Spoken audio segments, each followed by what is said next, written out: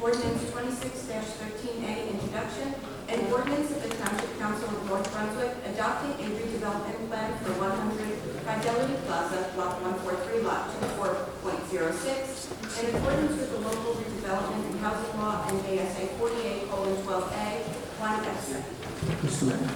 Councilman Sosa. If I may, we had a bunch of public meetings in the past month in which we engaged the public, the neighborhood, all residents of town. And we got a lot of questions out of that. We got questions about the finances, about traffic, about the potential tenants. We had a special meeting about stormwater, which in the past couple of weeks has been abundantly clear with some of the water issues within the neighborhood at the Colonial Gardens neighborhood. I myself, as we discussed at times, there are some very big concerns about the redevelopment overall, but as a result of the meetings that we have had over the past month, we do have a series of questions that have been proposed to the developer and to the administration. And I would like for us to table the ordinance at this time, because I'm not sure if the administration or if the council has all of the answers necessary and if they've been communicated to the residents. So what I'd like to do, if it's possible, is have this table, and that will also allow us to enact 2624, which is the full data ban on data centers throughout the township. That would be on for a second reading, a public hearing and adoption on August the 24th, and then after that is enacted or adopted, go back and take a look at 2613A. And I don't know if, and then look to see what or how the township would like to proceed, and that gives a little more time for a little more public input in order to make a determination on how the township will move forward.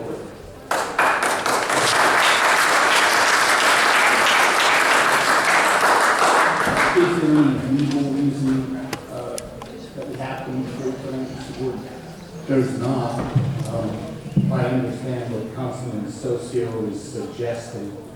He's put forth a motion to table ordinance 26-13A as amended to some future date. Correct. That's what's on the table. I haven't heard a second. So that's the procedural status that you're in. Is there a second to the motion? Is there any discussion? I would note that we have internally been discussing who's going to be on vacation, who's going to be available for the August 24th meeting, and even if it were introduced tonight, we probably would not be voting on it until sometime in September. Is there any? Mayor, we need a vote on the motion to table. Is there any further comment on the motion? If I could say something, I would say, you just said with some people going to be on vacation, and what Councilman Socios just stated, I just think it would be best if we table it. Any other comments? Roll call, please. Ms. Hutchinson? Yes. Mr. Mehta? Yes. Mr. Davis? Yes. Mr. Socio? Yes. Mr. Rich? Yes. So I'm advised that as people came in this evening for the general public hearing, and this is a public hearing where you can discuss anything at all that affects the township, doesn't have to be about the warehouse or wherever. But I'm told by the clerk that you have a system tonight. Yes, we handed out numbers, and we have names that match the numbers. So if you start at number 1, you have a copy of your names as well. So whoever has number 1, come on up.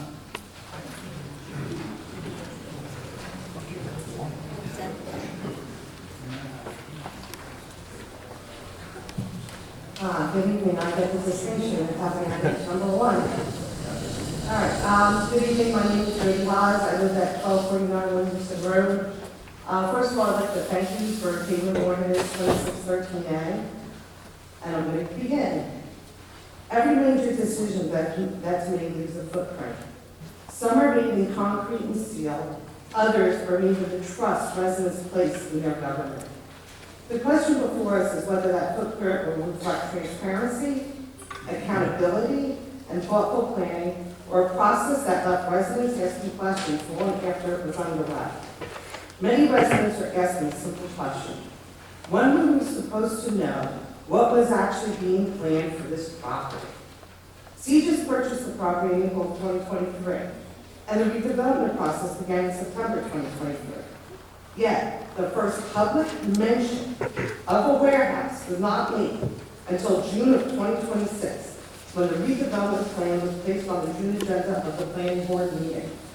Residents deserve to know why such a significant detail was not disclosed when the process began. We also learned that the redevelopment plan was reviewed in closed session before it was available to the public. Whether that was legally permissible is not the issue. The issue is whether residents were given a fair opportunity to understand and participate in decisions that affect their community. Trust is not something government can demand. It is something government earns through openness, accountability, and honest communication. Again, as I asked at the last meeting, are we prioritizing thoughtful planning for our community, or are we adjusting our standards to accommodate development after the fact? This council's responsibility is not simply to approve projects. It is to protect the long-term interests of North Brunswick residents. Decisions made today and in the future will ultimately affect traffic, quality of life, and the character of our community for decades. One of the most significant long-term impacts of this project is its effect on traffic. The traffic access review itself acknowledges a conflict of interest. Given the significant impact this project could have on surrounding neighborhood, I respectfully ask the township to commission an independent traffic study while school is in session so that the busiest traffic conditions can be accurately assessed. Before I close, I would like to share a few quotes, as recorded in meeting minutes by council members after they were sworn into office. It is about collaboration, trust, and making thoughtful decisions that strengthen our community today and in future generations. If anyone needs anything, they will do their best to help them. Promises to keep every resident in mind while serving. Do my best to benefit the North Brunswick residents. The council and themselves will do the best for the township. The well-being of residents is the foremost important issue. Progress doesn't happen in isolation. It happens when leaders work together, when all of us work together. Tonight, residents are simply asking you to live up to those commitments.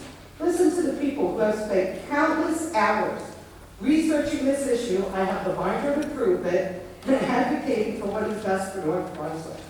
I leave you with one final quote. North Brunswick in the coming decades will be a great town where kids would want to be here in their 40s. That is a vision worth protecting. The decision before you is not just about a warehouse. It is about the kind of town we leave behind for the next generation. Long after this meeting ends and the votes are cast, residents will remember how this council responded when concerns were raised. They will remember whether transparency was embraced or avoided, and whether their voices were heard or dismissed. Tonight, I ask you to listen to the residents who will have to live with the consequences of this decision. For that reason, I respect when, if and ever, it comes back off the table, I ask that you vote no on ordinance 2613. Thank you.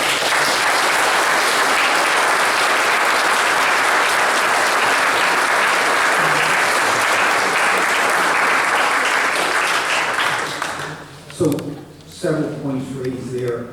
One is the schedule by which we move forward on this. This is proceeded as a redevelopment project, which doesn't go forward the same way that other projects do under the outline of the statute that we're supposed to follow. We followed the statute scrupulously to make sure we had done everything properly, the notices went out. We could have, there's nothing in the statute that says you can't go knock on people's doors and let them know that you're considering this, and we didn't do that. We did have discussion of it at open meetings on several occasions, and all the notices were sent according to the law. But with regard to the further deeper schedule, we have several representatives here tonight from CGIS that are the owners, and they're here along with council to try to address questions that you might have. So the resident has raised the larger question of the timeline during which CGIS has owned the property and how it went from being a Wells Fargo property to the proposed warehouse. So if you would introduce yourself, Omar, if you would outline for us the CGIS, the time that you've held the property. Sure. To introduce myself and everyone here, my name is Omar Ahmed. I'm with CGIS Property Group. To my left is Mike Rodriguez, who's also with CGIS Property Group. Behind me is our council, Tim's here as well. And to the left is Scott Murdoch, he's an architect. There's some questions that came up last time, just in general about design, he's with KSI, so Scott Murdoch is the principals there. Generally with, first of all, for us, because I think there's been some questions to me privately about CGIS and, where you're coming in from, what's going on. So we've been a corporate citizen in North Brunswick for over 2 decades.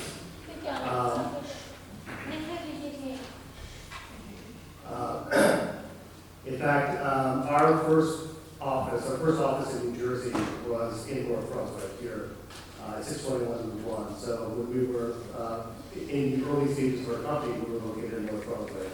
We own 2 properties we've owned for over a decade in North Brunswick that generate over $1.4 million in taxes annually. So we've been here locally in North Brunswick for a long time. We've always been attracted to North Brunswick for a number of reasons that you all know, but also from a corporate perspective, being a corporate citizen, it's been a good place for us as well. When it became clear that Wells Fargo was leaving, we explored various options that led us to redevelopment. And I want to talk about that a little bit, and I'll kind of get into the timeline. But you asked a question about timeline. I mean, yeah. Well, go ahead. Because my question is not about timeline, right? I understand the redevelopment law, I've read it, Okay. right? My question is to this council, why were we not told that a warehouse was being built, or being considered to be built on this property until June of 2026, when this process started in September 2023? I personally know some people had knowledge before we did, and that's an issue, a huge one. The process that began in 2023 was the investigation Right, I understand. of the redevelopment Yes. process. Tonight, we began a different Right. one. It's actually up on the screen if people can see it. You might recognize that. That's from Google Maps. It's taken from Livingston Avenue. Right, I understand. And it's down where the Wendy's and everything is on the backside. But that big gray building there, that was going to be built as a 24-hour recreation center. The company ran out of money nationwide. So it doesn't have any real good prospects right now of somebody coming in and building something there that would be beneficial to the township. That is a spot that we're in negotiation with the owner and are moving to make it an area in need of redevelopment. And it would be a prime spot for us to build the community center that we talked about. That was my question regarding the timeline, which is what I stated earlier, is this started like with CGIS on, the 100 Valley Plaza, started in, 2023. And we waited until June 2026 to find out that it's going to be a warehouse. I know other people had knowledge of it before we did.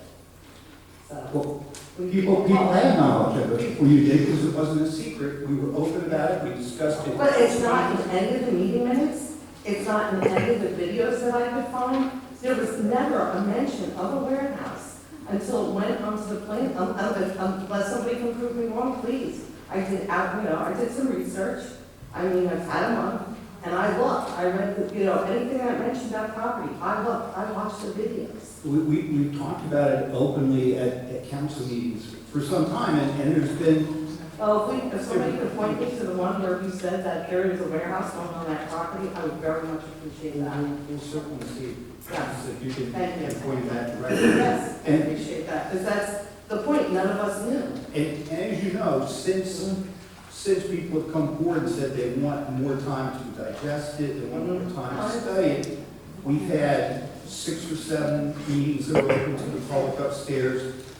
We had the meeting Yeah. a month ago, we have tonight. We're gonna have at least one more public hearing, it was reintroduced. So there's gonna be 8, 10, 12 open public I'm meetings. talking about just the openness and transparency. Like I said, if you can point me to where it was discussed during the council or. What is your point, that somehow or other we were trying to sneak through a warehouse that nobody was there?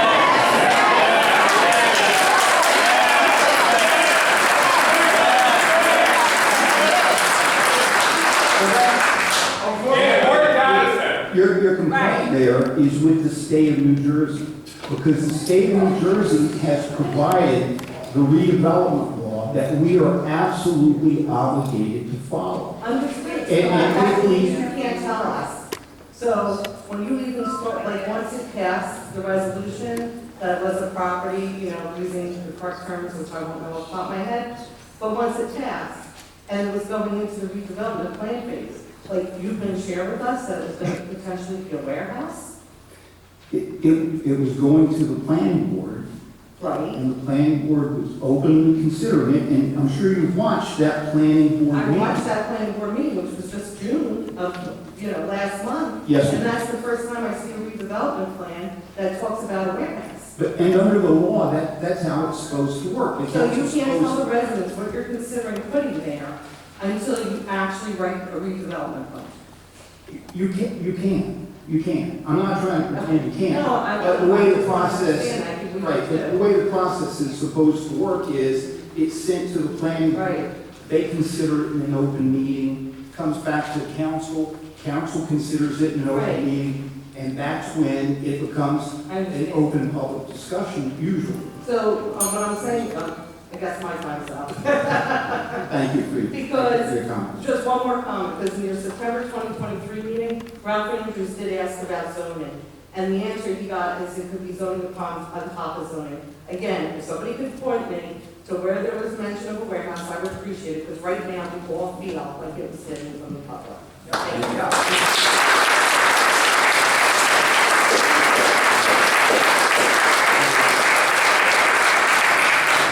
Number 2.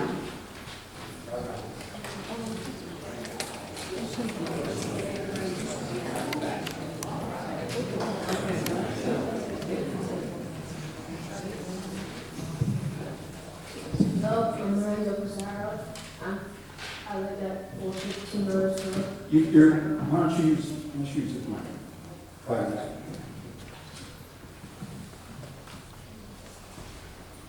I just have a few questions, yes or no questions, just yes or no. Yes. Will there be more traffic on this 130?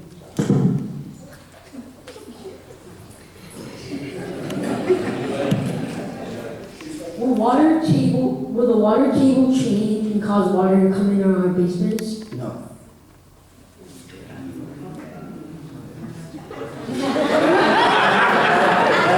That'll be for the engineers, but you asked for yes or no, and I believe no. Will our home's price decrease because of the warehouse? I don't know. Yes. Yes. Absolutely. I don't know. It's yes. Wait, so you're saying if you got a warehouse behind your house, you think it'll be the same? Good question. If you want a yes or The no. obvious, So to answer that question, yes or no?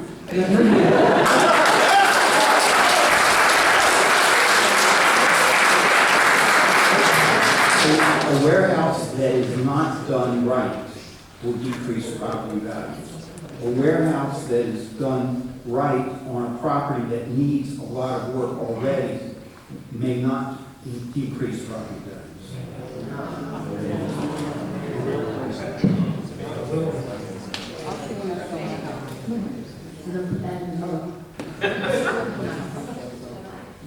Will we see the warehouse every day in our backyards?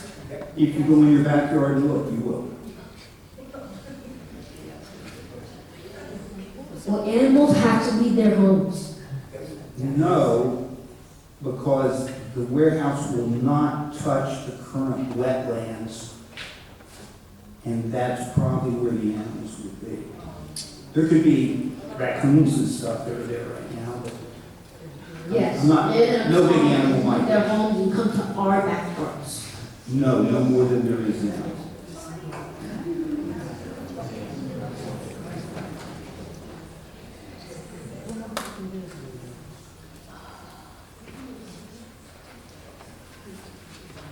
Will animals have, no, that's the wrong one. Will light from the warehouse shine into our houses? No. The New Jersey laws require that there be zero bleeding, what's the term, bleeding? Spillage, that there be zero spillage of light from any new development into surrounding neighborhoods. Will there be lots of noise from the warehouse? Omar? Yes. Omar? Tractor trailer, trucks, driving there? So the state of New Jersey, there's something called the New Jersey Noise Control Act set by the NJDEP. And the New Jersey Noise Control Act applies to any commercial property, so it applies to this one as well. It sets the standards for what the decibel level can be both at night and both during the day that can be generated from that site as measured from a residential property line. So we're required to abide by that. And if it's not, then enforcement comes down, they fine, they have to change things. We're hiring an acoustical expert to put together what's called an acoustical model that will show what sort of measures can be put in place to mitigate the sound as much as possible to make sure that we are complying with those New Jersey noise standards. So can I say that no noise will be generated? No, we can't say that, obviously. But we have to stay amongst that standard that the NJDEP sets. What is the standard? I believe it is 65 decibels during the daytime hours and 50 decibels during the evening hours. At the property line, right? Measured at the residential property line, correct.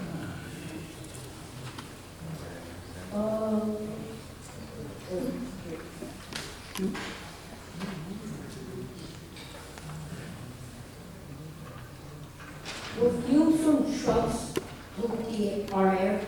I'm sorry, couldn't quite hear. Will fumes from trucks pollute our air?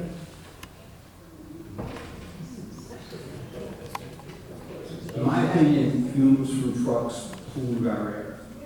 I don't know whether fumes from the trucks here would add any additional pollution, although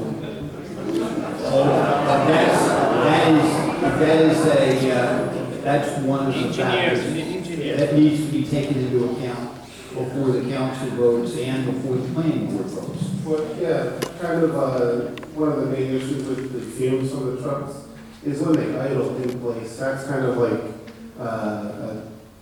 constant generator of exhaust fumes. What New Jersey has done is forced a 3-minute idling walk, and we post signs in our truck courts to ensure that, there's fines associated with additional idling. So trucks won't idle in the truck court, and that's as good as we can do. We have a lot of trucks that come through on Route 1, Route 130 already, and so whether this will be a significant additional contribution, we'll have to find out. So if the warehouse is put in and it causes damage to some of the surrounding houses, will there be funds to cover these costs? I'll defer to Mr. Gordon, our township attorney, about that, but There will not be a fund set up separately. I'm not familiar with any, and we've not contemplated one that would say there's a fund that's set aside for a number of years to see if there's any damage to neighboring homes. So there's currently no plan for any such fund like that. If something happens and your home gets damaged, you can always sue, but there's no separate fund. Thank you, Mayor, you did that correctly. If there was a civil action, if there was a wrong caused by a property owner that damaged another property owner, that's what the courts of New Jersey look at. I have two more questions that aren't answered though. If the warehouse is built, how much money will the town receive for profit? So if the warehouse is built under the redevelopment law and the pilot agreement, a little bit of a long answer, you want me to go through it? At the bottom line, under the guarantee, the town would get a guaranteed amount of $673,088 a year, but you have to subtract from that the basic amount of the land. That's just for the warehouse improvement. That's how much more taxes you get for the warehouse improvement. But at the end of the day, after you subtract the land value, after you subtract the amount Middlesex County would get, which would be 5%, the township would essentially get, in the first year, $437,800, as opposed to about $95,000 that we would get currently. And that amount is a guaranteed minimum. There's a guaranteed minimum of $673,088 every year. So for the town, it would be beneficial. Also, and this is a point that the town has to consider seriously, all the money except what goes off to the county, that 5%, comes to the town. Usually when you have taxes, a big chunk of it goes to the Board of Ed, and some comes to the town, some goes to the county. This, the town would get it all. So we would have to keep an eye on protecting the Board of Ed from the funds we get. Mayor, if I could just add to that, the question was asked about profit, and that's not profit. Those are payments in lieu of taxes that are the same as any other property owner pays taxes. Your answer was correct, except the word profit in the question is incorrect.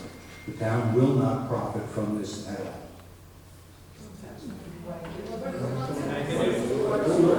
We'll get more money, you just can't call it profit. This year. About 30 years out. You had one more? And the heat over there is not fully done. So if you can't finish it, where are you gonna get the rest of the money from if you can't finish it?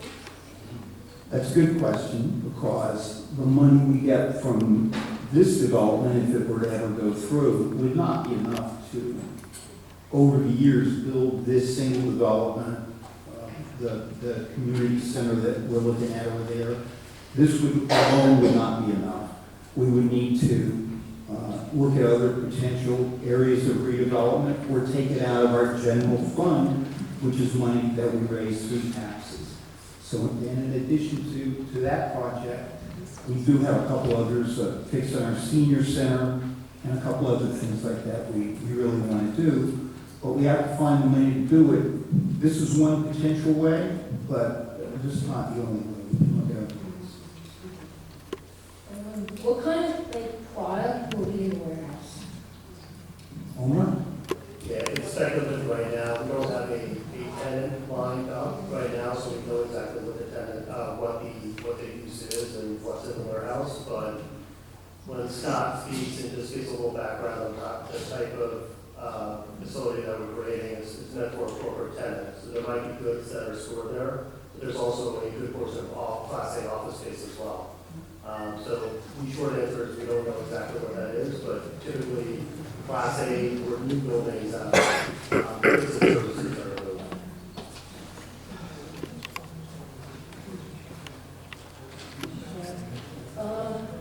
I'm done, so, thank you. Thank you very much.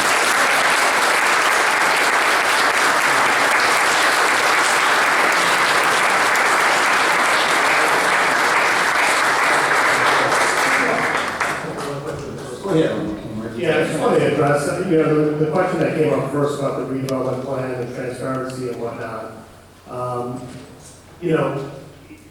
Within New Jersey, the redevelopment law is set up in such a way that when you're working on a redevelopment plan, the elected officials or the redevelopment committee is there to really represent the township initially.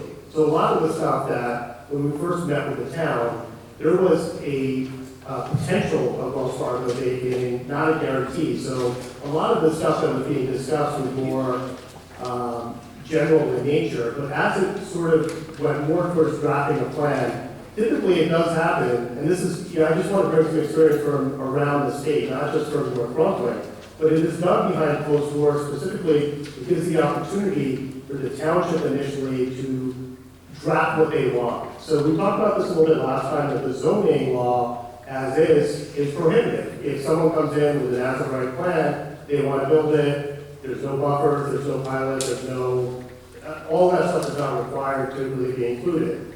When you meet with a redevelopment, when you go through the redevelopment process, it gives the town an opportunity, a redevelopment committee, to say, hey, if we are going to approve some sort of redevelopment here are the things that are really important to us, right? So we are concerned about access, we are concerned about traffic, we are concerned about stormwater, we are concerned about revenue, ratables, the question about the pilot, why is that beneficial? Well, $95,000 a year, which is what this project currently generates for North Brunswick. When you take that over 30 years, it's around $4.8 million that you generate over 30 years. When you take a pilot, and not every site in North Brunswick, not every site in New Jersey qualifies as a redevelopment area, right? You can't just take a new piece of property and say, I want to redevelop that, I want, let's set up a pilot. It doesn't work like that. So you take the $95,000, the $4.8 million over 30 years, as compared to a pilot, what does that generate for North Brunswick? That's north of $23 million. So the $23 million, there's a floor that's set there, but that's actually tied to the rent that we get for the property. So it's the greater of the floor, right, or the rent that we're generating. And typically, the rent that we set up, it has annual increases, right? So that pilot is increasing every year. So I just want to make a couple of those things kind of clear. One, on the redevelopment process, it's pretty normal that when you hit the planning board process, that's why there's a referral from the redevelopment, from the mayor and council to the planning board. It's meant for, at that time, for the public to come in and sort of put their input. But the initial stage, first of all, is really kind of set up for the township and the redevelopment committee to kind of put in their influence as representatives of the town in terms of what they want. So that helps us come up with the initial plan for that we've been discussing. So, Mayor, I just wanted to make that clear. Thank you. Appreciate it. Yes, sir, go right ahead. Hi, my name is Jonathan Flanders. I'm chair of the North Brunswick Environmental Commission. And first thing I want to say is a line from a Pete Seeger song, God's counting on me, God's counting on you. And the line is, I think, pretty powerful. What we do now will affect eternity. The past decisions we've made with regard to the Earth's resources were high consumption, overbuilding, waste practices have all put North Brunswick and the entire world in a dangerous situation. Continuing on our path of things like single-use plastic water bottles, high fossil fuel use, increased traffic volume, and overbuilding is not sustainable. All these things have a ripple effect, which does impact eternity. A water bottle thrown to the side of the road often becomes microplastics, which gets into our waterways, wildlife, and eventually into all of us. A 300,000 square foot warehouse will have even a bigger ripple effect. I believe the council and mayor to be good people who truly care about the town and its citizens. They're often faced with decisions the way the financial benefits of a new tax revenue versus preserving open space. The township does see the value of preservation as evidenced by past acquisitions of the Bullet and Ockham Farm.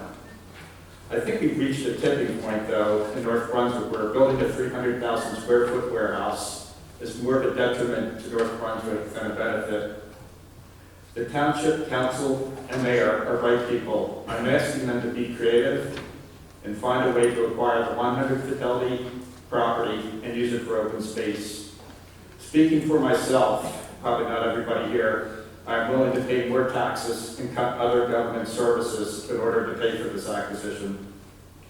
In closing, I'd like to say that God and the people of North Brunswick are counting on you, the mayor, and the council to do the right thing and prevent the building of this warehouse.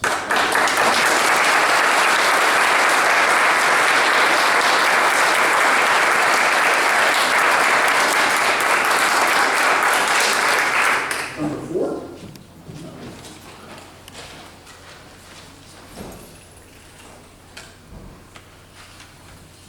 Good evening, welcome. So thank you again for tabling this matter.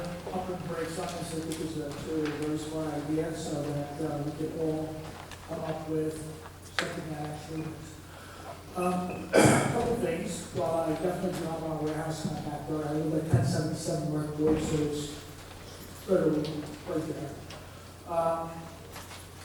If this is a must, this has to happen, this does move forward, these gentlemen do go building warehouse there. I think we do need to take some things into consideration. One is the traffic coming in from Route 1 South onto 130 South flows pretty heavily and tough to merge into the right-hand side of the road. Traffic coming in from George's Road doesn't really yield, it just continues to flow into, so it creates an issue. What I would suggest that the traffic engineers, both from the town side as well as the procedure side, make some considerations there.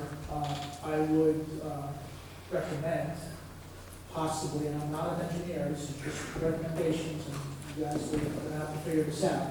I would eliminate entrance into 100 Fidelity Plaza from the 130 South side. And the reason for that is you would eliminate traffic that is coming from 1 South up to 130 South, trying to make a hard-right turn across other traffic that's actually trying to merge, that's not really merging, they're not yielding. There is enough width on that road there that you exit out of Fidelity Plaza. You could actually make a acceleration lane for the tractor trailers. You could also do this, achieve this by changing the yield out of the shops to George's Road, shortening the length of travel in that direction, and placing yield signs or even a stop sign. I'm not really sure what works there. The other thing that I would also consider doing is gating the entrances. I know that we said that this would not be a 24-hour operation, but warehouses, whether they are operating or not, tend to have staging. So by gating the entrance into our Gallery Plaza, we would eliminate truck traffic 24 hours a day. The other thing that I would also consider, and asking that this become part of the development plan, is in order to the least amount of impact to the homes behind the warehouse, instead of just mounds of dirt with trees, it's really not going to do anything. I would consider also contouring the land and developing it in a manner that generates a good-looking slope with trees. You would eliminate visibility from our backyards looking at a warehouse. I know construction of these warehouses tend to be kind of Lego-like. Big slabs come in, they put them in tubes to hold them up while they connect them, and they come to form. So hiding that, I think, would also make the appearance to do that. Last but not least, what I also think is really, really important here is we have a very, very bad water issue in our neighborhood. I myself have done a lot of extensive work in the cellar for it to stay dry. I have multiple sump pumps, including one that is outside.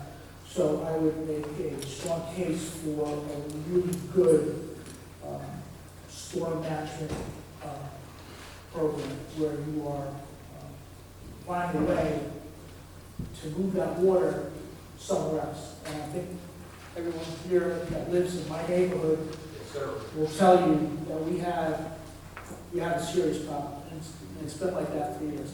And during rainy seasons, our sumps don't show. My sump doesn't show. I hear it continuously. These are just a few things. I'm not going to stay up here too long and drag this out again. Thank you so much, Councilman Soso, for tabling this ordinance. I really do think it's important. Really come up with a really good thing. Thank you. You made some,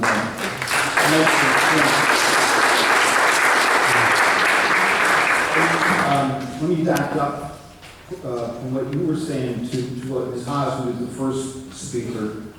She had pointed out that the town needs to do an independent traffic study. We are commissioning a separate independent traffic study and doing to make sure. I won't put the Cedars people on the spot unless they want to be about the entrance in and out of Route 130, because that's a very active discussion amongst the council, and whenever we speak with them, that's a big part of our discussion. It's not resolved yet, I don't think.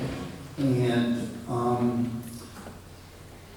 the other, moving backwards a little bit, with regard to the water, we have tried to take that into account for all of the residents, especially those who live on Revere, Williamson, and of course Otis. But Mike, did you want? I mean, going over the New Jersey stormwater management, we'd be here all night. But what's the builder's position on that? Sorry, just one thing. Yes. The reason I bring up stormwater is I don't want somebody to go solve a problem that we've had for years. They developed this property, the amount of pervious coverage is going to increase substantially, in my opinion. And with that being said, we're going to have a tremendous amount of excess runoff water. And while I understand that there's going to be during the development project that there will be retention basins put in, whether they're wet or dry type of retention basins, I don't think that may take into consideration the entire picture. This is why I bring that up. Not because I'm looking for them to solve a water problem. I would not do that to anybody. But I believe that will create more. So since they are the owners of the property, it does back up to that creek, that little tiny creek that we have back there with the water issues and the wetlands that are further southwest on the lot. I think it's a good time to address that. And thank you. No, your points will take, because regardless of what is eventually built there, whether it's a warehouse or something else, we do have, for your neighborhood, a serious runoff pre-existing problem as from the wetlands behind Society Hill across the baseball field at the Board of Ed into Boyd's Pond. That's already a problem. And if it combines with an increased problem from wherever it's developed at Fidelity Plaza, that's not good for anybody. Mike, what's the story from your the engineer? So, from your perspective, the short version first. Yeah. Right. So today, this property was developed as the Boy Scouts headquarters many decades ago. That predated the current stormwater management rules. So the water that runs off the pavement buildings today is going uncontrolled. So as quick as it can get off the property by means of a pipe, a lot of the existing parking lots just sheet flow right into this ditch. That creates a lot of flow and velocity, which the ditch can't handle, and that tends to rise up. proposed stormwater management would slow that whole process down. And you'll see a dramatic difference in that ditch specifically that runs between the site now and the homes on Otis and Revere. It ultimately discharges at a culvert at Route 130, and Boyd Ponds are kind of a separate drainage area. But basically what we can control is the runoff off the development today will be dramatically improved.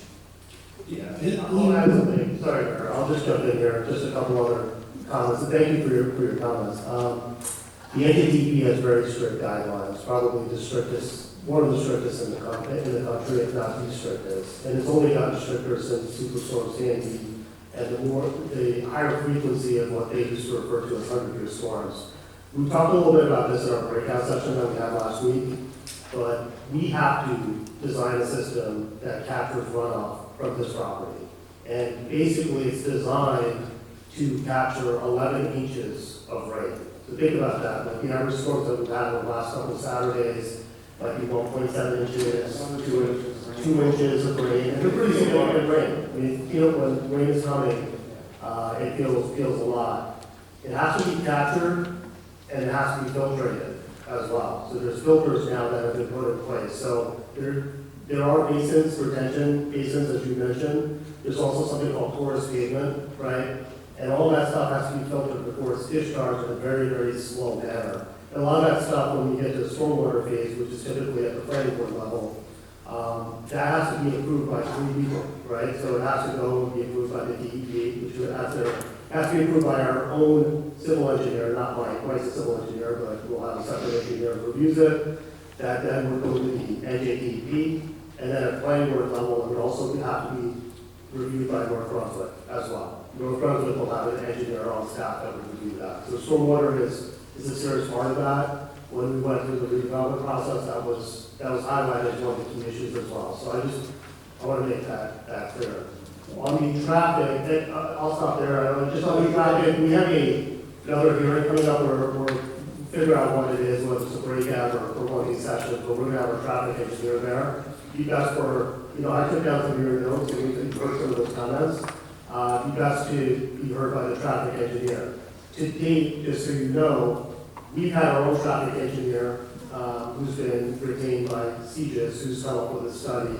That's been reviewed by a North Brunswick traffic engineer, and then also another independent engineer. And I think Mayor, what you're saying, there might be another engineer who also might be on it as well. Yeah, I think we'd be more comfortable if we bring that one into the picture. So it will be, we'll have at least 4 traffic engineers at different capacities who will review that. We'll go over that in detail in a separate meeting. Mr.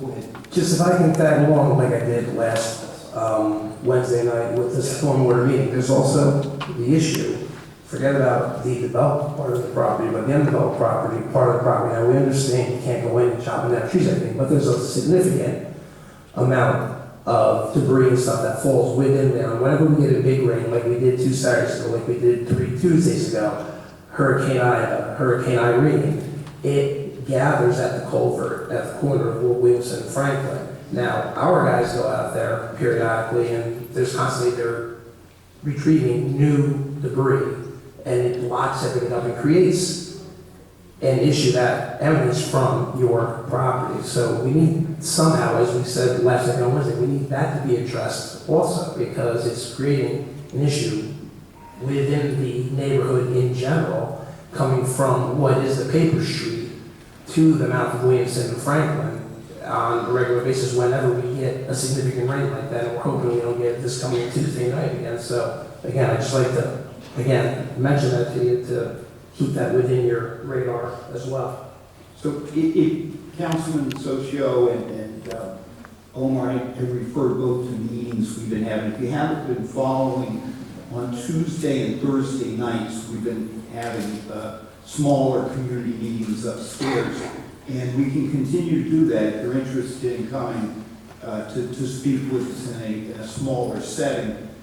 Some of them have been noticed, so the whole council's there. The last one, it was not noticed for the whole council, so there were just a few of us here, but that last one specifically dealt with the stormwater they were all reported, and they're all, especially the longest stormwater was pretty interesting, actually. They're all on the website, you can click them on and watch them all. And if there's enough interest, enough 10 people, 8, 10, 12 people, we'll have more meetings between now and the next time this comes up in our introduction.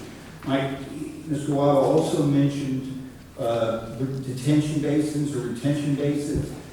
Are there going to be like pools of water, or what's going on with the detention? Right. On the concept plan, there's significant amount of space, not just for the landscaping buffer, but between parking areas, the loading dock, and the perimeter of the development for stormwater management, catchment areas that could be basins.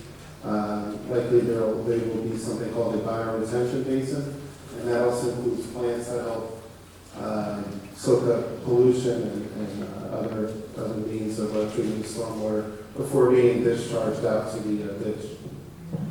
I know Mr. Waddle made a lot of points, but the ones we missed, feel free to speak with us later. Number 5. I'm Jenny Kyle, and I live on Otis Road. And this is an aside. You mentioned, Omar, is it Omar? Yes. You mentioned that the process that you went through was very normal and very typical. And you mentioned that we have a redevelopment committee in town that was part of that process. And I want to correct you. We didn't have a redevelopment committee or agency then. And as Mr. Gordon pointed out in September of 2023, other towns have that type of agency. We have one now, we didn't have one then. So what that eliminated was a competitive process, a vetted process in this decision to only have a warehouse company come in on this. I think what you're referring to, and you're correct, that with redevelopments, a lot of times a town will look at a property and say, well, that really needs to be redeveloped. That's like Carteret did all along the waterfront, the old industrial properties, etc. South Brunswick's done a lot of redevelopment. And they'll go ahead and say, this area needs to be redeveloped, so the town will declare it an area in need of redevelopment. And then the town will go out and interview and, in a competitive way, try to figure out who the best developer to come in, because the town says, gee, it would be nice if we had this or that, and they go try to find a developer. And that is one way that it happens. Absolutely. And that's a fair process, right. as opposed to Another way that it happens often is if the property is already owned by somebody and the owner wants to do something in cooperation with the town through a redevelopment process, you can opt to do it that way, which is what happened here. But you're right, the model of being able to go out and see. It's a crucial thing, because it was called spot zoning in September of 2023 by a member of the council, and that's what we essentially have here. We have a spot zoning.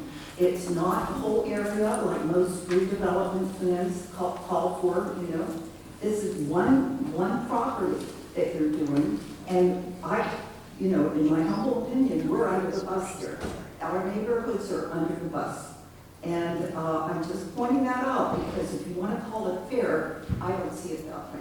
And I would think that... You would have preferred if we went out and had other developers look at what they could have done here? Well, of not vetting other developers. It could have been a senior, whatever, residence. It could have been anything, but a warehouse from the get-go. Well, it wasn't a warehouse. It wasn't a warehouse from the get-go. It was. You only have a developer that builds warehouses. That's in the pie here. Then what are you going to do? They bought the property, and you tell me if I'm wrong, but the property was bought with an active tenant. And the intention and hope that would be a continuing lease with Wells Fargo. And when Wells Fargo left is the time at which the period of time in which they tried to get another tenant in, went and it was unsuccessful. Well, this sort of committee, a redevelopment committee, we now have one now. The meetings have not been recorded, as I understand. And, so we're not getting the lay of the land of what's going on in those meetings. There's no minutes there. Some of us will show up the next time because this is an important issue for us. It is very important. They are over our neighborhoods with warehouses. You can't do this. They are required to have minutes, right? Well- They must have minutes. I Now, don't think never, they brought them after someone complained about it. The minutes are on the website. It took some time to get them out. and So, we are looking at whether we can televise those meetings except when they're in closed session. So we're moving in that direction the as well. term closed session, all these meetings about this warehouse have been in closed session, except the one that I happened to be at in June. There was no mention of a warehouse anywhere, anytime. We have gone back over the tapes, it's nowhere. And so somehow we're here today and numbers, and we'll try to keep numbers coming out to let you know you can't roll over us with warehouses.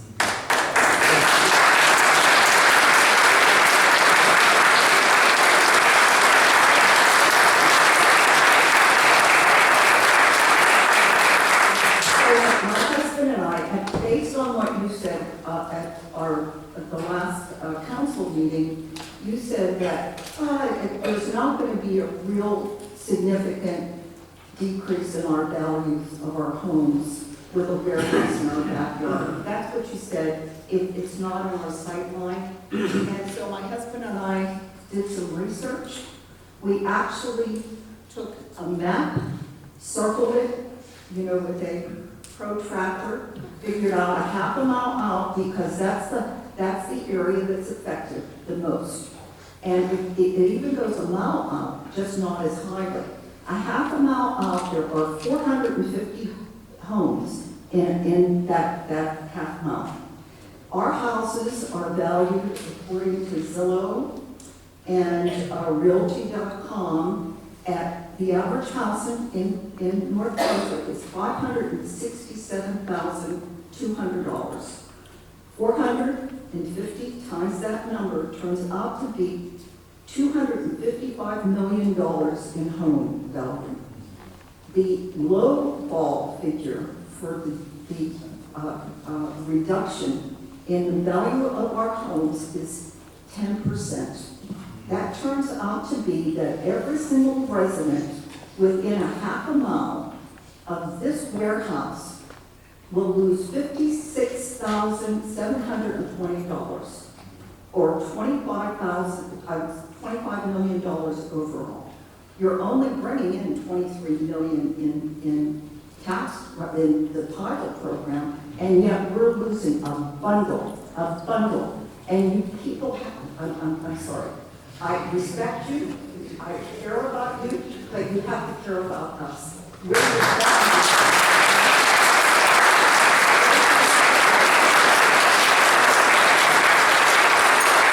You may not be in that half-mile radius, but you're pretty close to it, and you're in it.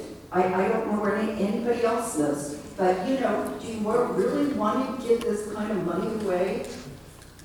I hope you think about it. We quoted some studies here. We have more. We really did it. Even with the clerk, you should make sure everybody gets a copy. Thank you. Thank you, Mary.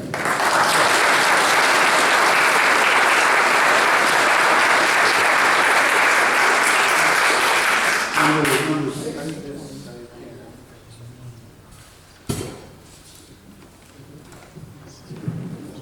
Good evening, everyone.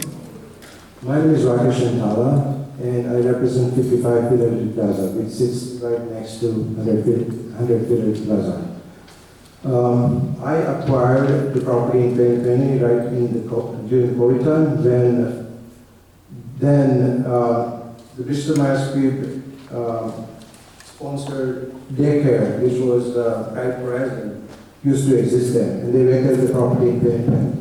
I took a chance, Wells Fargo was pretty much vacant, and I knew that Wells Fargo is going to slowly cut down, and I have first-hand info that they were not going to stay there for long term, and I have the info from them as well. So that's a misconception I just want to clear for everyone.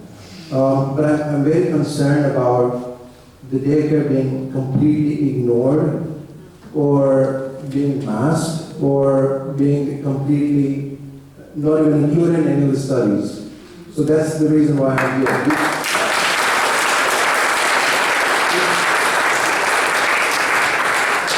It's a beautiful daycare. I mean, I encourage everyone to stay. It's 15,000 square feet, licensed for 210 kids, ages 6 weeks to 13 years. And right now we have over 150 kids from nursery, infants, toddlers. So I would like everyone's support for the kids' safety and well-being. We all know what happens if a truck passes through the roadways that is right next to a playground.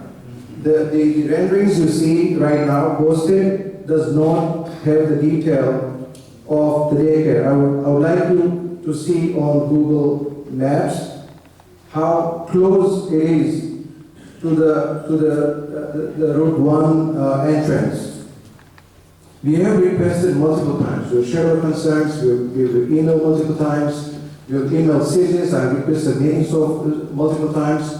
But we have not gone anywhere. We wanted a solution. We want a way in which the kids do not get affected.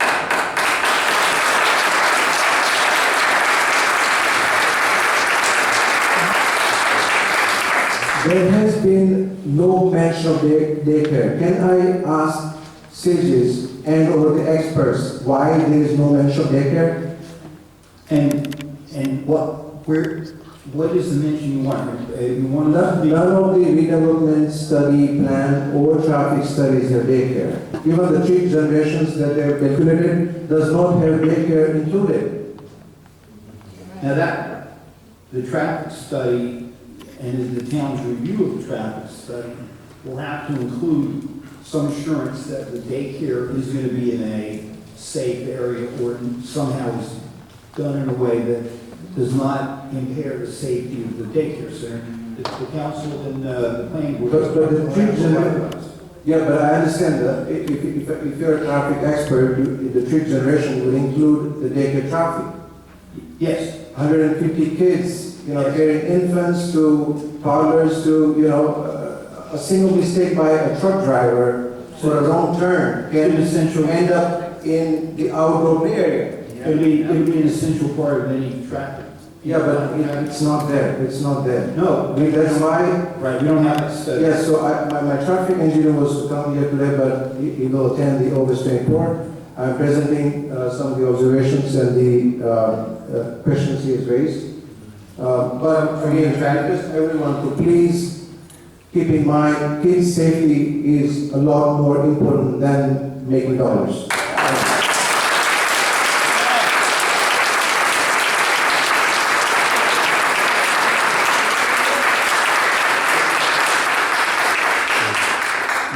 Number 7.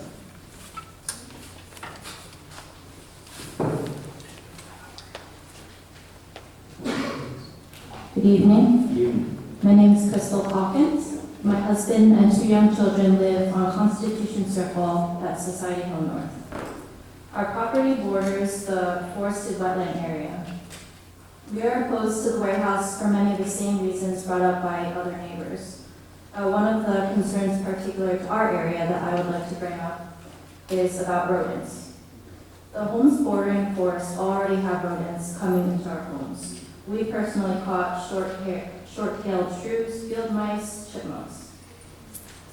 Clearing mature trees and undisturbed soil at the campus will destroy current habitats and displace wildlife and rodents with nowhere to go except our houses.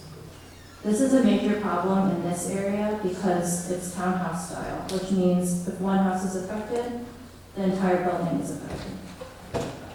I would like to ask the township to instead consider creative ways of purchasing the land for green space and bike paths, maybe even putting in a nature center, community center, something that could utilize the green space for after-school care, summer camps, etc. As written on page 7 of our master plan, one of the township goals is to, quote, promote the development of a comprehensive townwide system of greenways, bikeways, and other pedestrian connections. One of the listed objectives is also to identify and map possible pedestrian corridors and connections throughout the township. And then on page 53, the general planning policy considerations reads, the goal of increased connectivity is prevalent throughout much of the township's 2006 master plan. In essence, connecting people with goods and services is an important consideration of any community. To accomplish this, various means such as strong sidewalk systems, a highly connected roadway network, and pedestrian greenways should be considered in every planning effort regardless of size. Green space, bike paths, walking paths in this area could provide more connection among Society Hill, the shops of North Brunswick, the high school, other neighborhoods on neighboring high school. This could bring more business to that complex. And then on page 67 of the master plan, it says, quote, Wachovia, number 22, the Wachovia site is currently zoned GEO. It is recommended that the site be designated OR Office Research. In addition, the township should consider either purchasing the rear portion of the site near the high school or working with the property owner to utilize it as public open space. Wetlands are a consideration in this area, and a delineation may be necessary to determine their extent. However, the area allows for a natural extension of public school property and greenway connections to the surrounding neighborhoods. So I urge the council to take into account public sentiment. As you have said, that your development projects are a partnership with the township and the residents working together to come up with something agreeable that would benefit the township as an entity and the residents who live here. And yes, I also ask the event, please consider the space for open space or green space. Thank you. I used to live on Constitution Circle, so I'm very sympathetic to what you're saying. Omar, Mike, what habitat is going to be altered or changed as a result of the footprint of the warehouse as opposed to what it's there right now? Yeah, that was, we're also well aware there's been several wetlands delineations done over time. They only have a 5-year term that needs to be reevaluated because wetlands can change. So we're currently going through a process to get that done with the DEP. They've been out to the property, they've inspected the wetlands. We already knew that from past delineations that entire wooded area just cannot be developed. So we've always contemplated the new development to fit within that existing clearing. If you look on the aerial and the driveways that come in from Route 1 and Route 130, and then there's that cluster of the campus that's there. We kind of fit our plan to only be within that existing cleared area. We're not really expanding to the west at all. So it's about 60 plus acres. That would be untouched. We have talked vaguely, there's been no promises, and we have talked about the town trying to acquire that wetlands back there. I don't know that we still have to talk about it more. I'm not sure there's an advantage to us acquiring it because it simply cannot be developed, can't be touched. And if we acquire that, we acquire potential liability from runoff with EPA that we just need to be careful with. So that's part of the discussion. And as meetings go along, we may have further information about that. But those are good points. Is there some sort of, I don't know the answer, is there, like when you look at doing this, is there like a rodent study or anything like that? Or does that part of it to make sure that, and I guess in those old buildings that are there now, they're having.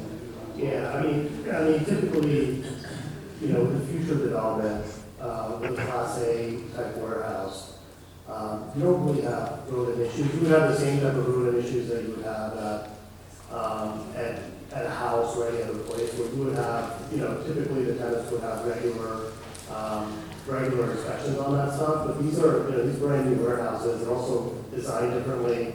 They have modern concrete that's hard to penetrate for rodents, so it would be pest control there. And then we have in-house property management, so we don't have an external team that we outsource property management to. So what that means is that we have people who regularly check and inspect all of our properties, not just this property, but they inspect all of them. So from a rodent standpoint, I can't say what's in the wetlands and what animals are running around there, but from a future development standpoint, that's obviously looked at very carefully. When it was the Boy Scout property, there were trails that went through where now the wetlands.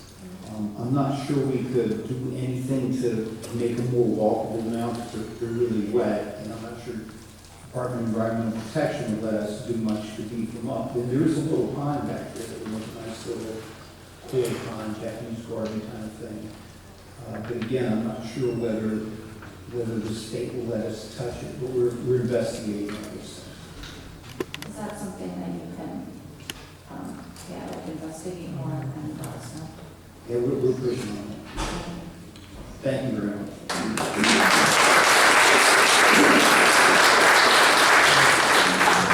Number 8.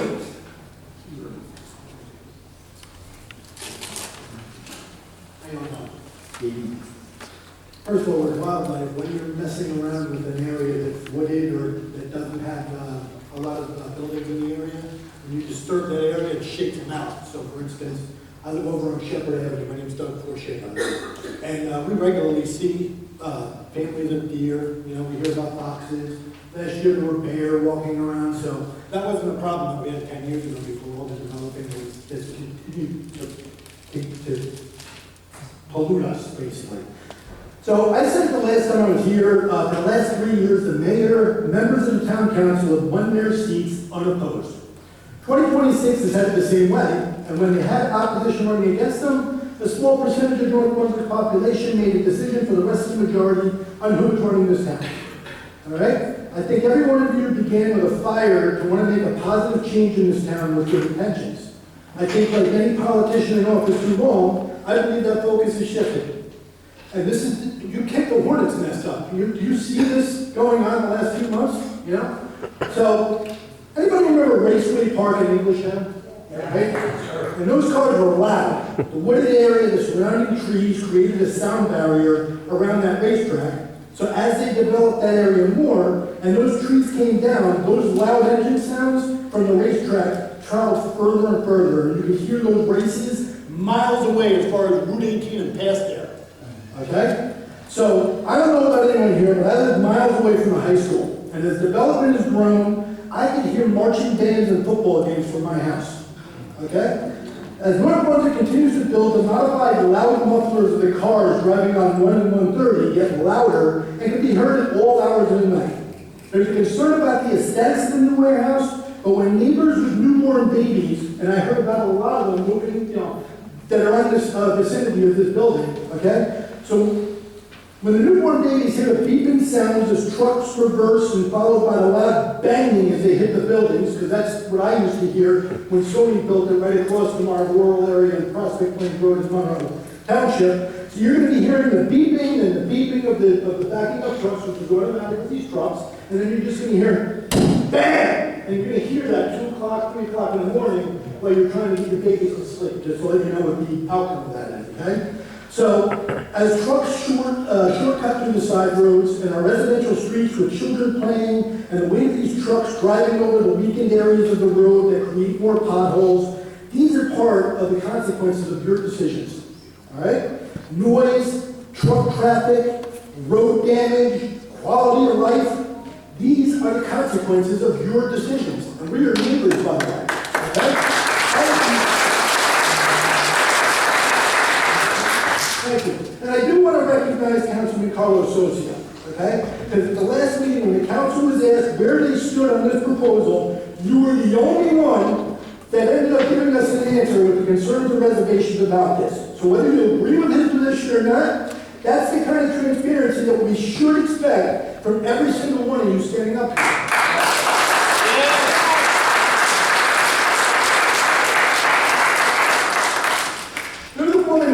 house 3 feet from the warehouse. The owners turned it into a food distribution warehouse, which attracted rats. Lots and lots of rats that destroyed her yard and threatened her family's health. Kathy went to you for help. You sent her from one government agency to the next, having her chase her tail all the way up to the state to get the help she needed. Is that why you got into politics?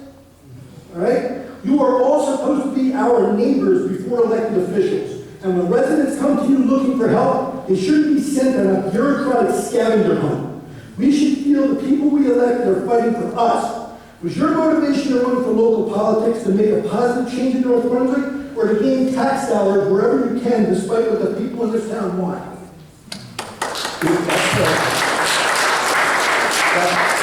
That is a good point. Tonight we've introduced an ordinance that'll ban data centers. Data centers are a way that towns all around us are trying to keep their tax rates down. A township like ours should not rely entirely upon residents to pay all the taxes. And yet You have a good faith obligation as a member of the council to try to find the right mix. The warehouse may not be it. I'm not saying this in favor of the warehouse, but I am saying that as an elected official, you want to look to the next generation, to the next 10 years, and try to look where the town will be then, and not have us in a situation where we have houses only, and the houses have to pay for everything, and we don't have any other commercial or industry paying for that. So that's just a consideration that we have to have. Well, it's tilting, Mayor. It's tilting, all right? You told me at the last meeting, it's their property and you can't dictate how they use it. Now, this is exactly why zoning exists, to decide what belongs where. So if zoning can be changed wherever enough tax revenue is on the table, then what protection does zoning really provide us? All right, what I should have said, if I didn't, was that a person who owns property has a right to try to do whatever they want to with it. And zoning is the way that we try to box in what can and cannot be done there. And so you're right about that. If I said that, no, if you own property, you can do whatever you want, that's wrong. You can try to do whatever you want, but the local and state laws are there to try to make you conform to what's around you. And it's especially important in a state like New Jersey and a county like Middlesex, where we're some of the most densely populated areas in the country. I'm with you. So the tax revenue seems to be more important to you than the will of what we the people don't want in our town. That's my point. That's everybody's point here. So speaking of the building, this municipal building right here was closed due to flooding, taking 5 years to rebuild it. I couldn't find any public information available on how much that cost us, the taxpayers, as well. Okay, and that just reflects poorly on waste. Wasteful spending. I heard of a number of problems with contractors. It's not all been settled with the insurance, but Ms. Program can probably address where we stand now as far as what was laid out, what we're still looking to recover. I know you don't have exact numbers, but you've been living with it. Yeah, so we had authorized originally that $3 million and then two $10 million ordinances. To the mayor's point, we were working both with FEMA as well as insurance. This hasn't settled out yet, but we did, which is all within the minutes, several solicitations. So you'll see a bid for the roof, you'll see a bid for the facade. For each piece, there was separate, we can work to put it all together, but it has not yet resolved both with the insurance as well as with FEMA. But that's something that we can disclose once all the parties have settled out. I'm looking forward to it. I appreciate it. And if you're not familiar with the whole, this building got flooded during Hurricane Ida. It was a very interesting storm, and the water came down Herman Road in this area from the direction of the library, flooded down below, and within a few days it was moldy. So we've had to rebuild a lot of it. So hope you can just give us some background. No, it was just a little obscene on 5 years that I watched buildings, entire developments in East Brunswick get built up in the time it took to get built. It took forever. Is that what? Can I That's just, your time if you got another couple points to make. just one more point here. So 20 years from now, none of us are going to remember what this project did to the tax revenue. We're going to remember what it changed about our town. And the question that each of you should ask yourself before you vote on this warehouse is very simple. Will North Brunswick be a better place to live because of this decision, or just a more profitable place to build? That's your legacy, and these are the consequences of your votes. So that's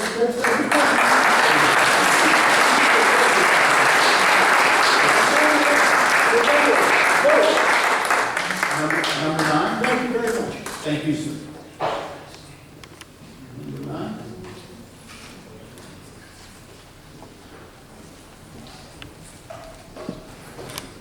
Good evening. My name is Lamar Cassell. I'm new to the neighborhood, but I am not unfamiliar with politics and how proceedings like this happen, unfortunately. I usually don't like to speak, but I feel the need to speak. So I did my research. I did my research and looked at the law, and sieges is, I'm just going to speak to you guys frankly, and to the point. Nothing written down or prepared. Sieges is banking on the fact that you guys are unfamiliar of the power you guys have. This is a redevelopment plan, which means you can put specific dictates as to the exact design, structure, as well as the enforcement capabilities that sieges must adhere to. And you can place points of action for them to take, meaning exactly where the loading docks will be, only route one side, where the HVAC, where the generators are they acoustically shielded. The design, you guys have an architect on staff that soon. It's going to cost them more money, more pain. It's going to cost you guys more heartache, more work. But that's the whole point. That's why we're here. And you're right, that is the whole point, not the whole point, that is a big point of the redevelopment, was for the township to maintain as much control as possible. You mentioned about New Jersey law has specific mandates regarding stormwater and runoff. It can't be decoded. The code just specifies the minimum. This needs to be a long-term enforceable plan. And you're right, except with regard to storm, and I'm not trying to get nerdy, but with regard to stormwater management, every town in the state was compelled by the state to adopt the state stormwater management. So, like it or not, we're all, everybody who lives here now is going to have to adhere to that code. And here's the thing, the company, an industry, a factory comes into a town, they, in the past history, they usually provide a benefit to that town, not just take from it, not just do the minimal, the cheapest. There needs to be a genuine collective benefit from this. There needs to be structured design. You can't just have vague language like architecturally beautiful or architecturally consistent, or no, there needs to be specific requirements as to the architecture, with different material changes and facade layouts and setbacks in which lighting cannot be directly towards the homes and the houses. Every home and house that's visible to that can't have any loading dock areas or trailers open or specific access points. You have an opportunity as a council now to create a standard for design, and Sieges has an opportunity to create a factory that's not like any other factory. But why can't they do that? It's up to you guys to enforce that and to hold them to a standard that's able to be designed, but that has to be written legally binding according to the law, and this is now the time to do it. You can't have big promises for the future. It has to be written now with set specifics, and that for them to be not just word of mouth, not just, well, yeah, we'll talk about it, we'll see it. No, there has to be intelligence, there has to be smarts, there has to be actual work, because the people are upset. And you have a chance now to essentially be representatives of the people in order to create Sieges held to the standard, not Sieges holding us. It doesn't work that way. So the fact is that this is going to happen. It doesn't need to be 50 foot. They just presented their plan. Why accept it? Come back at them and say, lower the height. You can do that. This is you're legally entitled to do that. And they are not going to be happy, but they have an architect. They have architecture. They have an opportunity to create a factory and to create a land use that's actually groundbreaking, that's visually stunning, that will bring benefit, that will use extra smarts and extra brain power to come up with unique solutions that are then going to be enforced and presented to the council and to the planning committee, which will then provide them with ways in which, if they want an amendment of a waiver, how that will be stipulated, in which to be put forward, and us, the people, to have a transparent understanding of exactly what's going to happen, when is it going to happen, how's it going to look. We have the capability, they have the capability. They're not going to want this because they just want to get it done the cheapest, roughest way. But you on the council have a duty and responsibility, according to the law, to provide us with how is this going to benefit us. Thank you.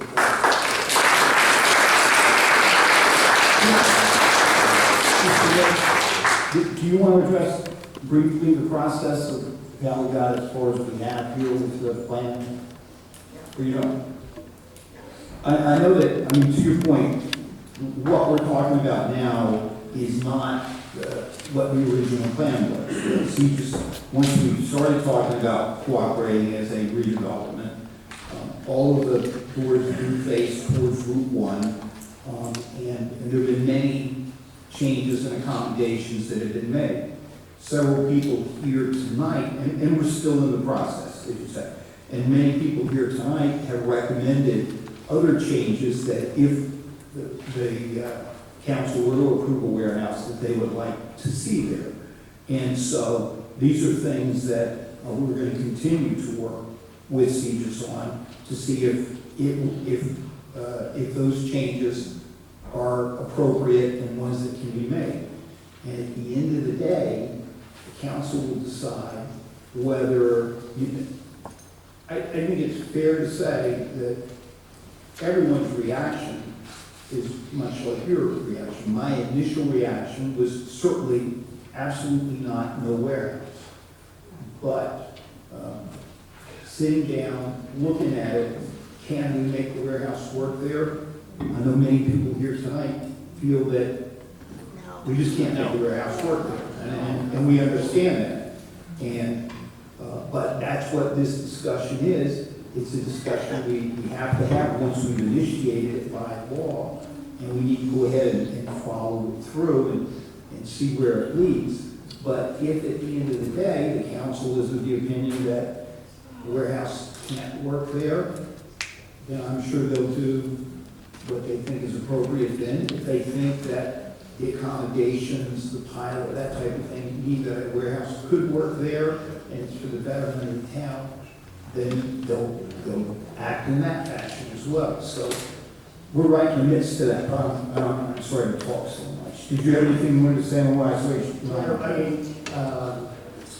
Scott Murdoch's here. There's been a couple of questions on architecture. I figured we could address that. I mean, CJIS is a long-term owner of real estate, so our goal is not to come in, build it, flip it, sell it. We don't do that. That's not what we do. And so from a quality standpoint, we want to build a high-quality facility here. And we can show you examples of what we've done that illustrate that. Scott's here, in my opinion, he's one of the best architects in the country. And I wanted him to talk a little bit about the design that's got into it. Some of this stuff gets flushed out at the planning board level, and some of it has been talked about a little bit now. And doing a corporate Class A, a high-end facility was very, very important for us. Very important for the town. Very unique. It's not something that is done everywhere. I know someone came up before them from Monroe or Cranberry, those areas, and there's a lot of other warehouses. It's not really what's being proposed here. If I may, Scott's here, just give a couple minutes to give a little background. That would be fine. If we speak to the public though to talk, and there can be another meeting set up for that we can all attend. It seems like a very important thing. Sure. So our we had 4 or 5 meetings just with general public answering questions upstairs. We tried to limit them to about 20 people so that everybody has a chance. But we had 2 meetings a night. So we can continue to do that. We can have as many meetings as we need. The most recent meeting was on water and stormwater. And I'm sure that after tonight, before the end of August and certainly in September, if we go that far, we can have a meeting that will specifically address architecture. We'll certainly do that. Make sure I don't forget. But we'll do that. And I know Ms. Sussman's two speakers away, so, and Laura's an architect. So I know she'll have some questions about that. So why don't we hold on off for just a minute on that. So the next person is number 10, Erickson.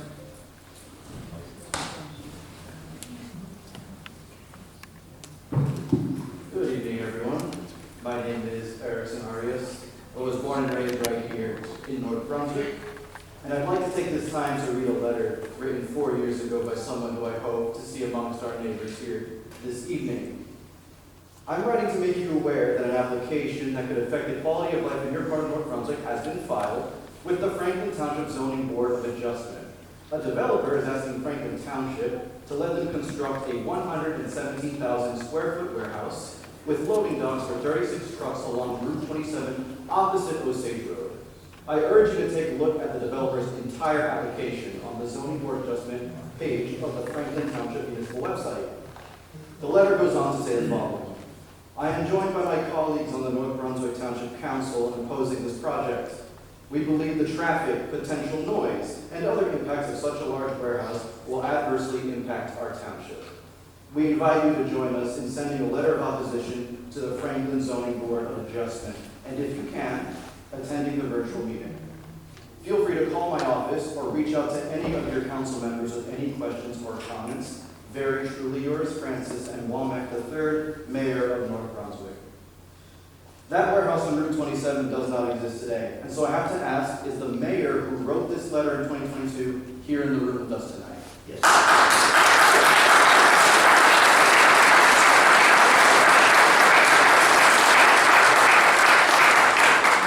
I would like to submit that letter for the record. You just hand it to the clerk. The redevelopment plan for 100 Fidelity Plaza is not 117,000 square feet, but 300,000. Not 36 truck bays, but over 50. Next to our high school, next to a daycare, next to a wetland with known water table issues, next to one of our most congested roadways. Mr. Mayor, in 2022, you raised your objections under similar circumstances. You mailed them to our neighbors in your official capacity as mayor with the backing of this council. You provided It wasn't the same council entirely, but just to be clear. Of course. You provided us meeting links, dates, addresses, phone numbers, everything we needed to get involved. And then I recall 1 month ago in this very room, the responses given by this council on the topic of outreach, that the obligations to notify residents as prescribed by the law were met, that it's hard to get the word out. Quote, have you any suggestion on that? I mean seriously, end quote. These aren't the things you say nor the steps you take if this ordinance were supposedly to our benefit. Last month we heard from a traffic engineer, from an architect, from multiple chemical engineers, from an EPA Superfund cleanup specialist, from an atmospheric chemist. We heard from lifelong residents and from new neighbors, from teachers and from students, from grandparents and new parents, from those of us who are actively involved in our politics, and above all, from those who are compelled to approach this podium and speak for the first time. We are all of us resolved to the same conclusion. Do not for a moment assume that our opposition comes from not knowing enough. Just look around this room. We have professional and life experience plenty amongst our neighbors. There is no amount of explanation, of lecturing, of promises, or of plans that will sell us on this. So I urge this council to stop running interference in the interest of a corporation and start acting in the interest of your constituency.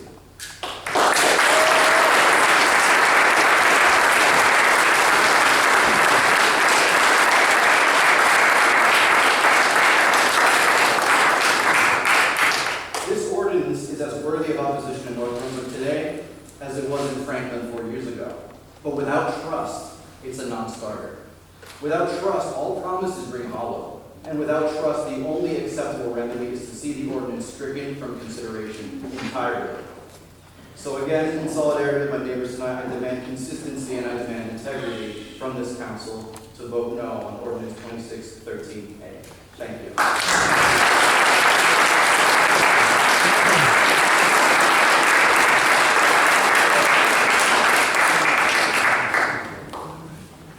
And to be clear, I, at that time, did not believe that the proposal before the Franklin zoning board was for a warehouse that could be made to work from a traffic point of view for North Brunswick's benefit, and certainly did oppose it, and will not support this warehouse or any other warehouse unless it's something that can be made to work. And so we're still in the city. Ms. Sussman?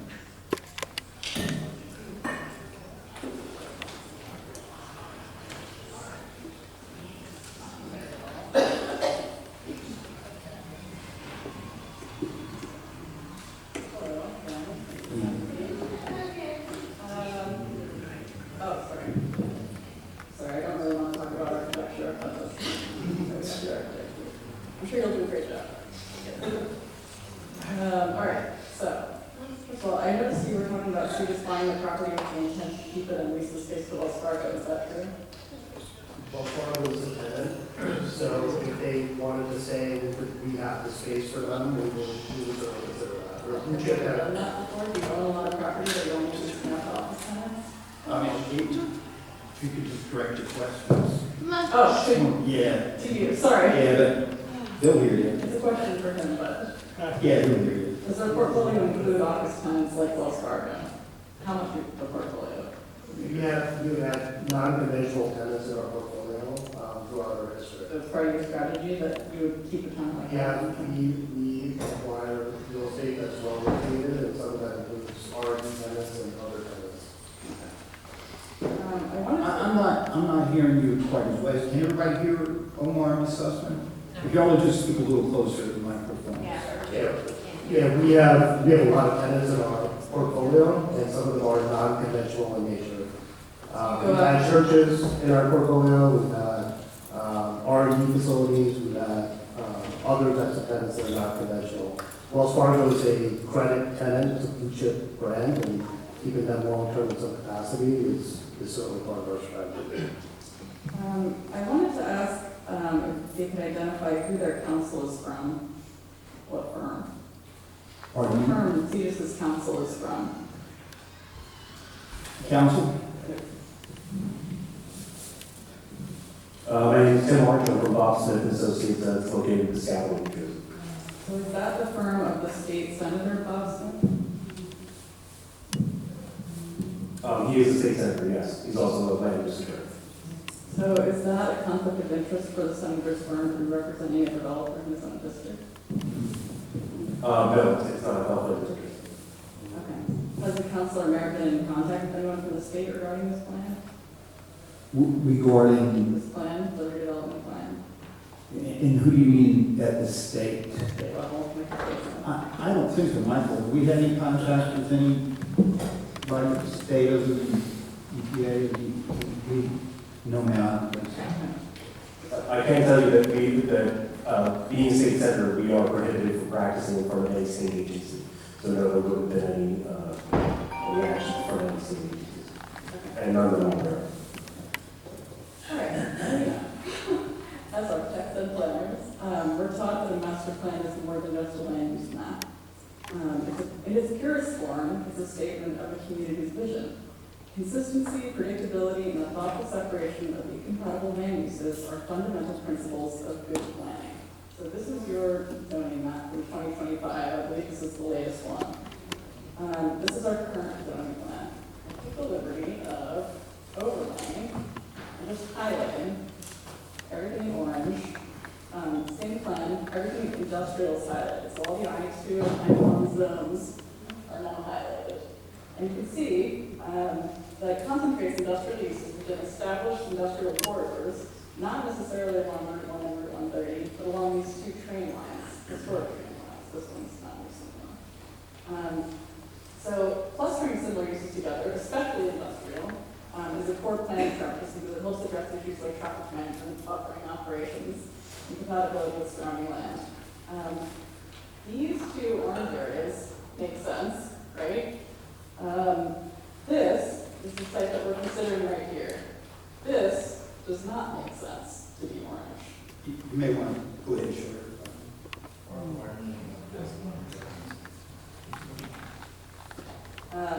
It's in what I would describe as the heart of the township. So what makes the heart of the township? It's not Main Street as much as you'd like to think it's that easy. It's the places where people live their lives, established over generations. Homes, shopping, restaurants, businesses, schools, parks. I too does not belong in the heart of North Brunswick. The question the council should consider isn't, does the financial gain outweigh the burden on the residents, but what precedent is established when a community departs from this long-term planning framework in exchange for money?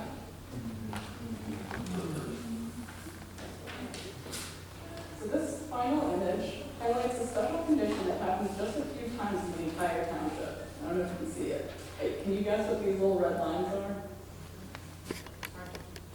Can't see it, it's too small. I'll bring it up later. So all of those areas are just a few times in the entire township where I-1 and I-2 directly abut residential zones. It's not usual. These areas should look familiar for other reasons. This one was a 1 million square foot warehouse fire in 2015 that involved mass residential evacuations from North Brunswick Manor and Hartwood condos. The heat alone of the site set adjacent residential buildings on fire. This one is more recent, we heard about it tonight. It was about a rat infestation behind a warehouse between Jersey Avenue and Columbia Drive, where homeowners can no longer use their backyards due to the amount of rats coming out of the warehouse. This one, second red line, is in 2024. This is Nassau Street off Georges Road, a 9-alarm fire just outside of a mattress warehouse. Explosions, fire departments from multiple counties, and evacuations of the neighborhood to save lives. Nothing has happened at this and this other site yet, but we should probably keep an eye on them because that's where events like this are possible. Okay? A couple more seconds. They illustrate why planners routinely examine the risk compatibility and emergency services, environmental impacts, and quality of life considerations when evaluating land use decisions. In the case of 100 Fidelity, we're adding a fragile traffic system and a shared road with a preschool into the mix, which, if that doesn't make you sick, it should.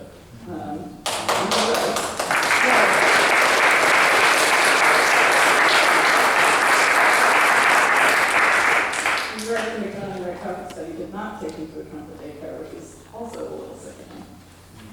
Good planning looks beyond the boundaries of a single property. It looks at the cumulative effects of decisions that we make over time.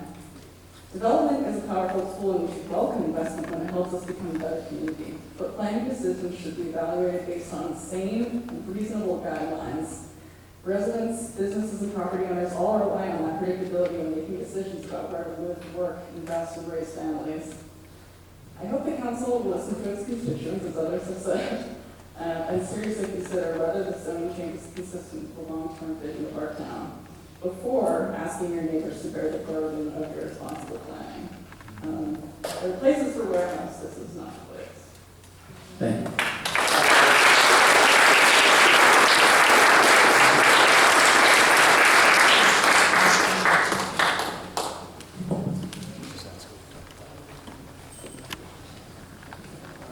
Sure. So, as an architect, we were brought on board by CBIS, to evaluate both the history.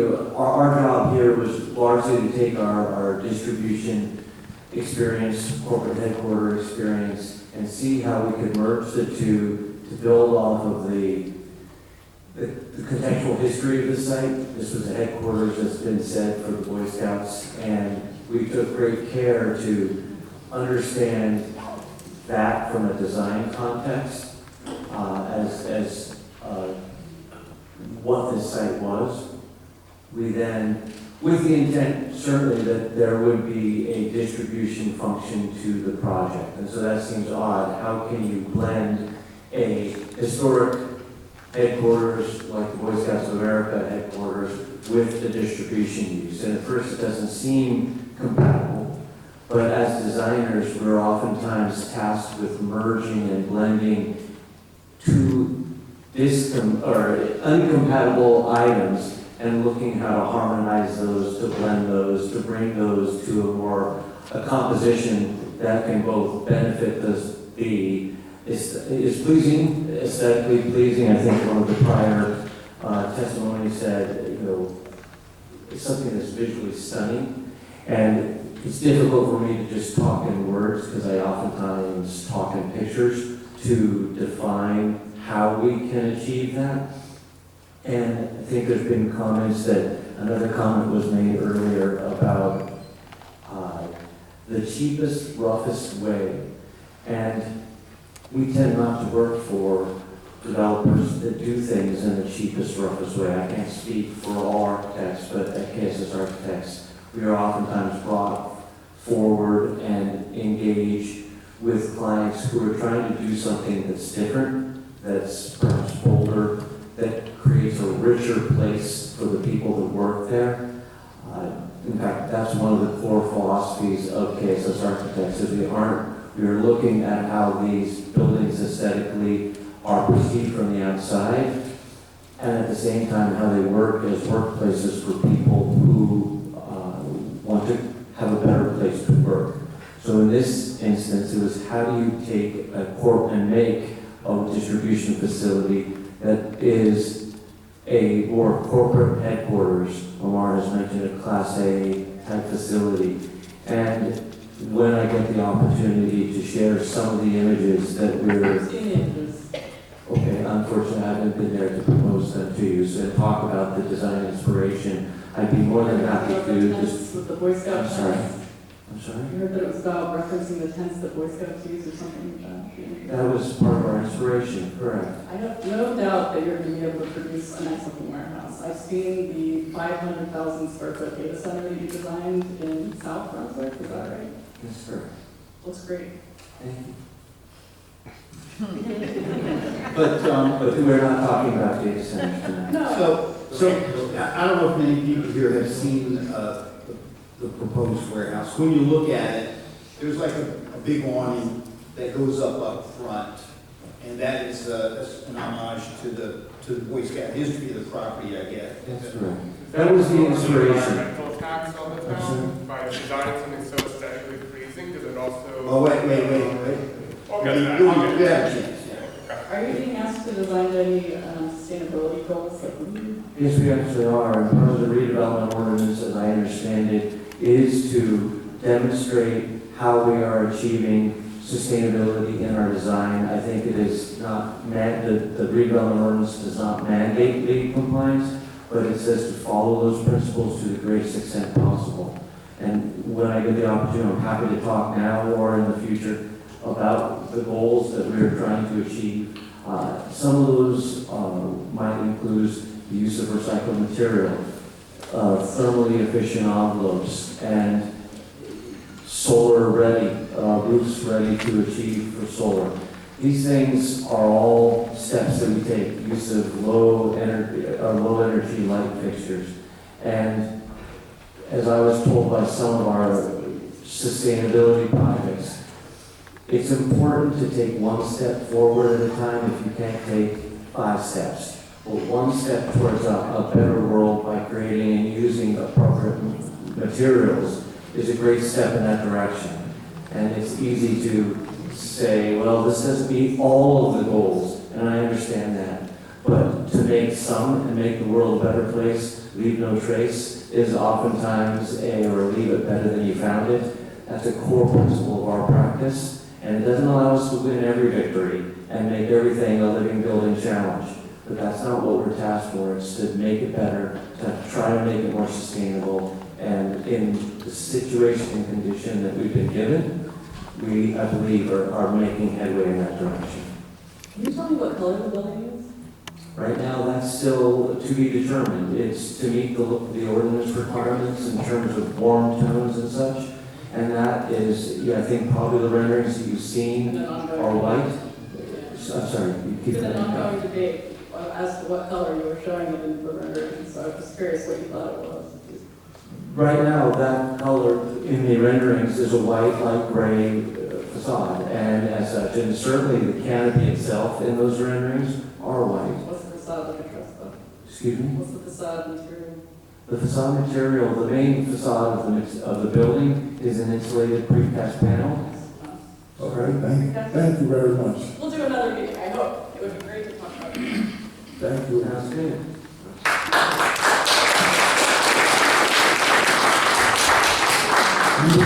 Number 12?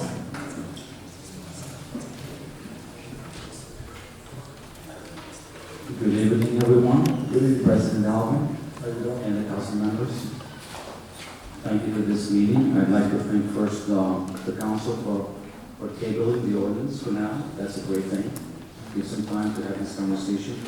I'm disheartened though for the conversation we have here for the warehouse. When we hear now 150 kids, up to 200 kids in a daycare right across, it's about 20 feet from this warehouse. And the people here that bring in the concerns, we're talking about coloring and how this building is going to look like, which is very disheartening for me. I'd like to begin with reminding everyone here, Mayor Walmart and everyone, the reason you are in that seat is because these people here have voted you to be in their seat and represent the people here.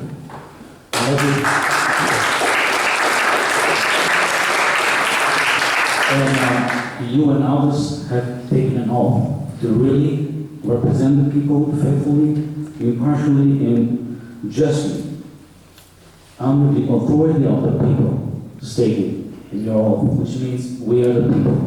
I'd like to hear more of you be more active. To hear us, it sounds more like you're one representative of CGIS, and not hearing you really bring us some really awareness and listen carefully to our concerns. Well, So- we've had 8 meetings since the last one. Right, and I think that we We'll will have as many as we need to have, Okay, and we're listening.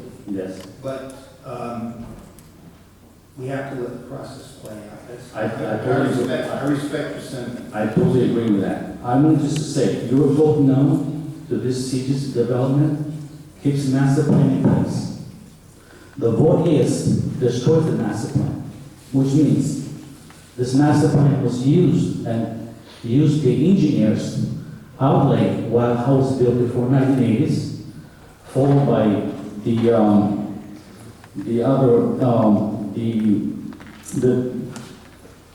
banks, the engineers that got to do the engineering studies. We have also recent engineers that are members of the Engineer Environment Agency, Dan Patel, which no one seems to pay attention. He is now making a big concern about this development. It's in our own place.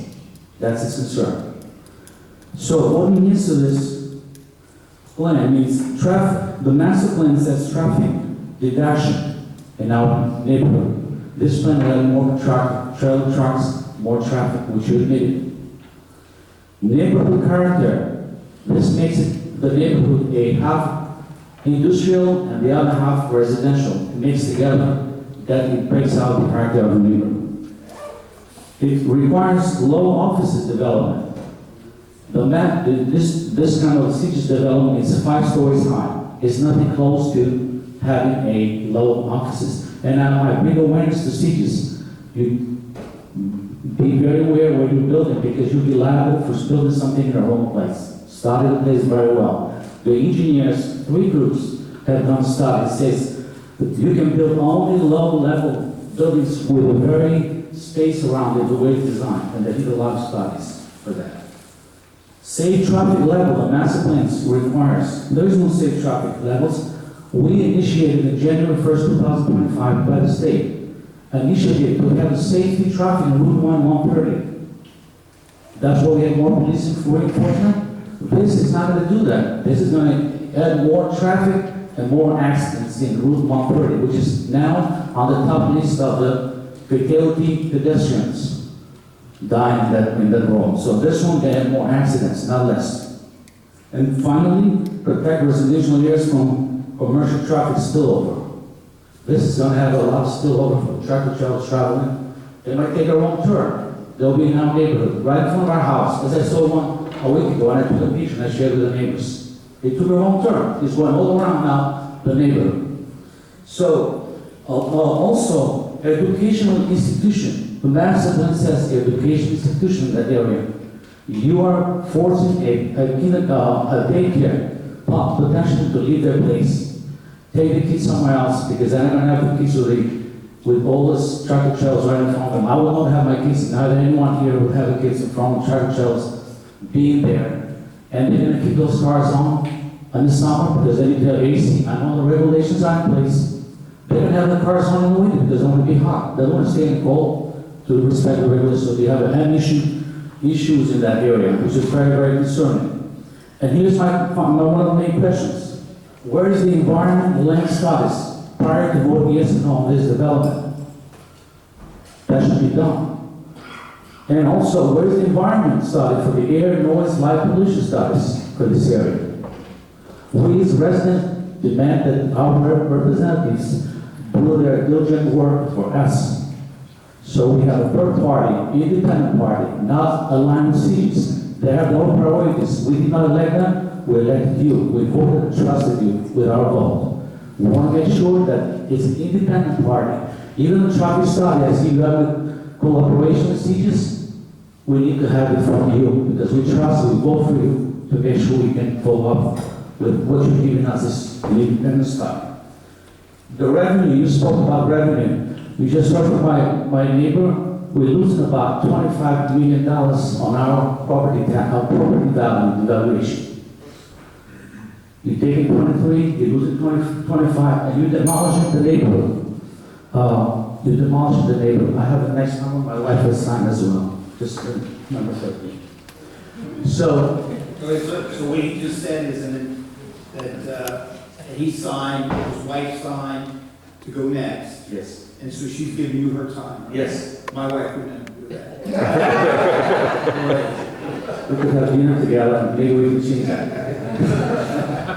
So with that said, the revenue, and also the members in our township could potentially have a lawsuit to the town. If this goes, devalues our value by $50,000 or $100,000, our taxes going up. We're going to ask to have those taxes lowered down by 30%. So guess what? You're losing in both hands, and we don't know what CG is going to do there in that beautiful neighborhood parks. I'd like to move on with this. So I'd like to ask you personally and the councilman members to please have an independent study, an environment study led by developers privately. They are not biased engineers and commission on biased independent environment study for the land, for the air, noise pollution. Before you vote for any redevelopment and have CGS in that place. This is and I put this also to request this in two letters signed. And I think this will put faith on the community that you really, really care about us and you want to do the right thing. Have those studies in place. Also, I'd like to, I know one of the prior speakers talked about you were being the same mayor you were in 2022. We would love you to fight like you fought for the Franklin Park residents. You personally sent a letter. You did say to one of the members here that I'm not knocking on the doors, but that's both knocking on the doors. You said we do not want to have you demolish your lifestyle with air pollution, noise pollution. We want to be a Walmart to be in North Brunswick doing the same thing. Okay? We're here, we're not trusting you, but we want you to do the right thing.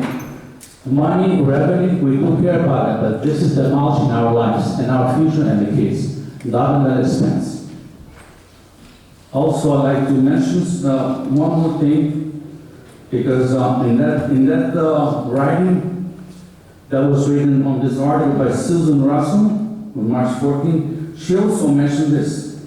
This proposed site is directly across from a large residential community and an elementary school which should not bear the impact of poorly located, non-permitted industrial use. And this quote is not by you, but it's Mr. Ritz who wrote this in an email.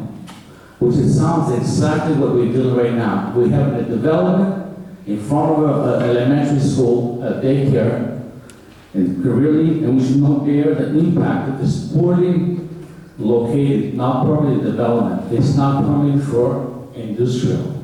I'd like to ask a question for the CGIS representative.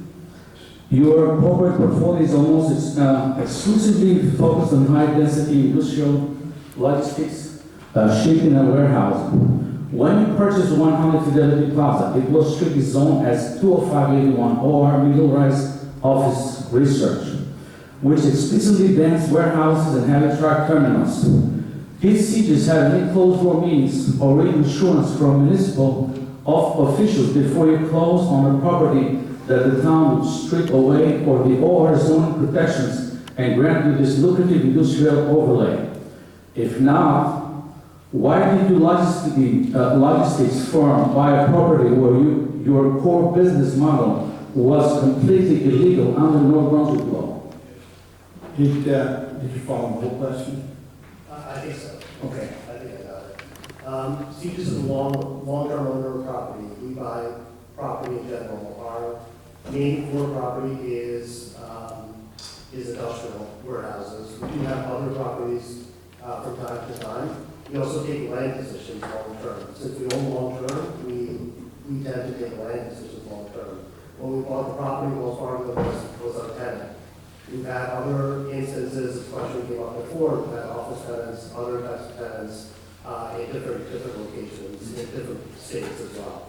So if you're a long-term owner, that's basically what we... You're not answering my question. Did you see the OR zoning does not allow you to build their warehouse? Did you see that when you purchased the property?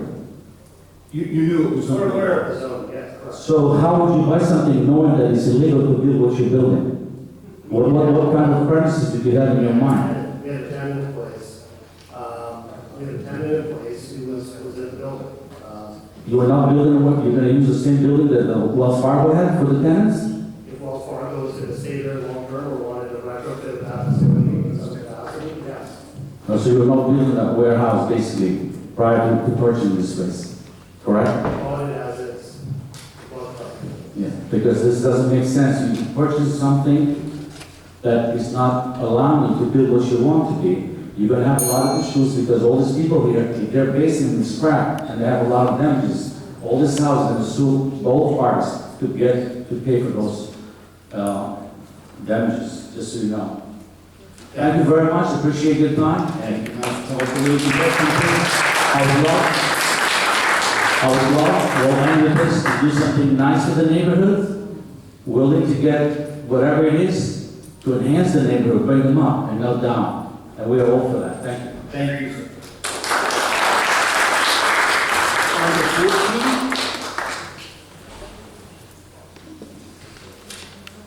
As I mentioned, what a couple of the other guys already did. In relation to that 2022 article. Mayor Womack believes the warehouse plan for the vacant site at 1423 Route 27 will have an adverse impact on noise, traffic, and disrupt the quality of life in a single-family residential neighborhood on the North Brunswick side of the highway. I'm joined by my colleagues on all the other council. This developer is seeking multiple variances to construct a nearly 50-foot tall, 36-truck bay warehouse on property zoned for general business and residential uses, and adjacent to an expansive protected agricultural area, Mr. Ritz said in an email. This proposed site is directly across from a large residential community and an elementary school who should not bear the impact of poorly located, non-permitted industrial use. What has changed? This was your against that. I was against that warehouse. I didn't believe it was done right. It was in another town. That's right, adjacent, directly adjacent to our town. I didn't feel that in their zoning board application, they could make the changes that would make it something that would be acceptable for a safety and quality of life for our town. And what we're here for tonight, what we're going through this process, is to determine whether the CGIS warehouse is something that could fit into that box. Really? Because I don't care if the architect makes rainbows and uniforms and everything on it. Would you put that in your backyard? Do you want it in your backyard? The question is, and he. Well, I'll ask him. Yeah, but we have to go through me, but we can ask him. I think the answer, though, is that nobody wants just a generic. You come out against this in another town. Because nobody, I agree with you. And Nobody Mr. wants- Ritz seemed to not be here anymore. Amazing. But the point is that nobody, and I agree with you, nobody wants a generic warehouse in your backyard. Nobody wants a warehouse. Forget generic, forget, I don't care. You gotta let me try and answer that. But it's not anybody's backyard, but everybody's sitting here. Community development, right? But your question was, do you want a warehouse in your backyard? Let me just answer that question. No, nobody wants a However, if the warehouse is done properly, then it's something that that's what we're here for. Hold on, we gotta be correct with this. Thank you, Albert. Thank you. Go right ahead. That was pretty much all I had. You just answered it for me. You don't want it. It's not. Same thing. Yeah, I mean, I think we're gonna phrase the question Keep talking that about way. impacting the school. The school is a quarter of a mile away. The residential, it doesn't make any sense. You guys are forcing this down our throats. And what part of the community development is that? The community is sitting right here. That's right.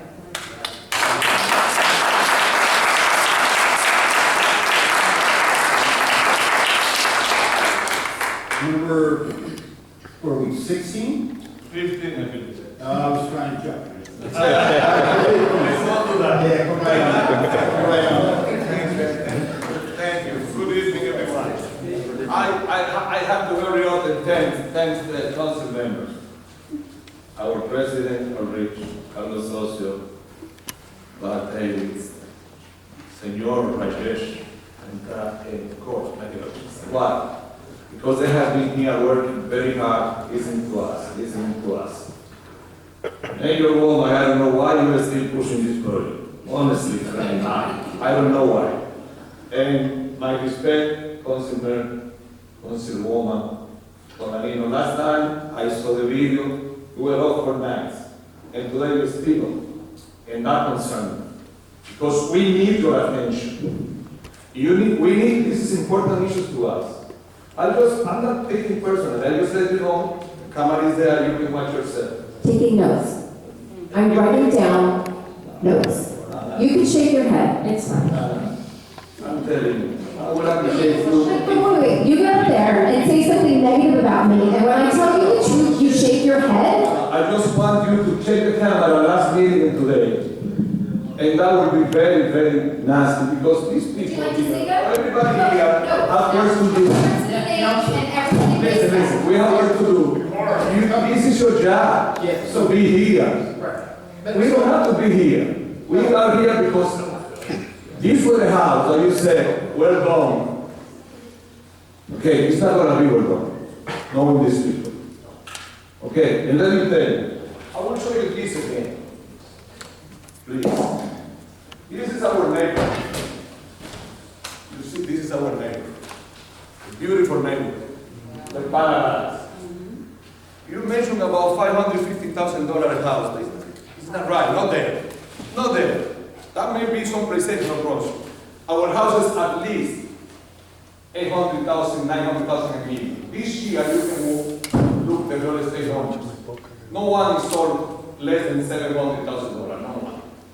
So why are you pushing, Mr. Mayor, this project? You know what they bring in? That's what they bring in here. Drugs, you see contamination, tons of drugs, no one, no two. Problem issues, a lot of problem issues, a lot of problem issues. Excuse me, I have another application. The mayor already knew I was leaving at 9:30. It just happened to coincide with the time of this gentleman's comment. They are not related. Councilwoman Guadagnino did indicate before she got here. Listen, she's now there, she's now duty, she can go, I'm telling you. Now, this is not my problem, this is my problem.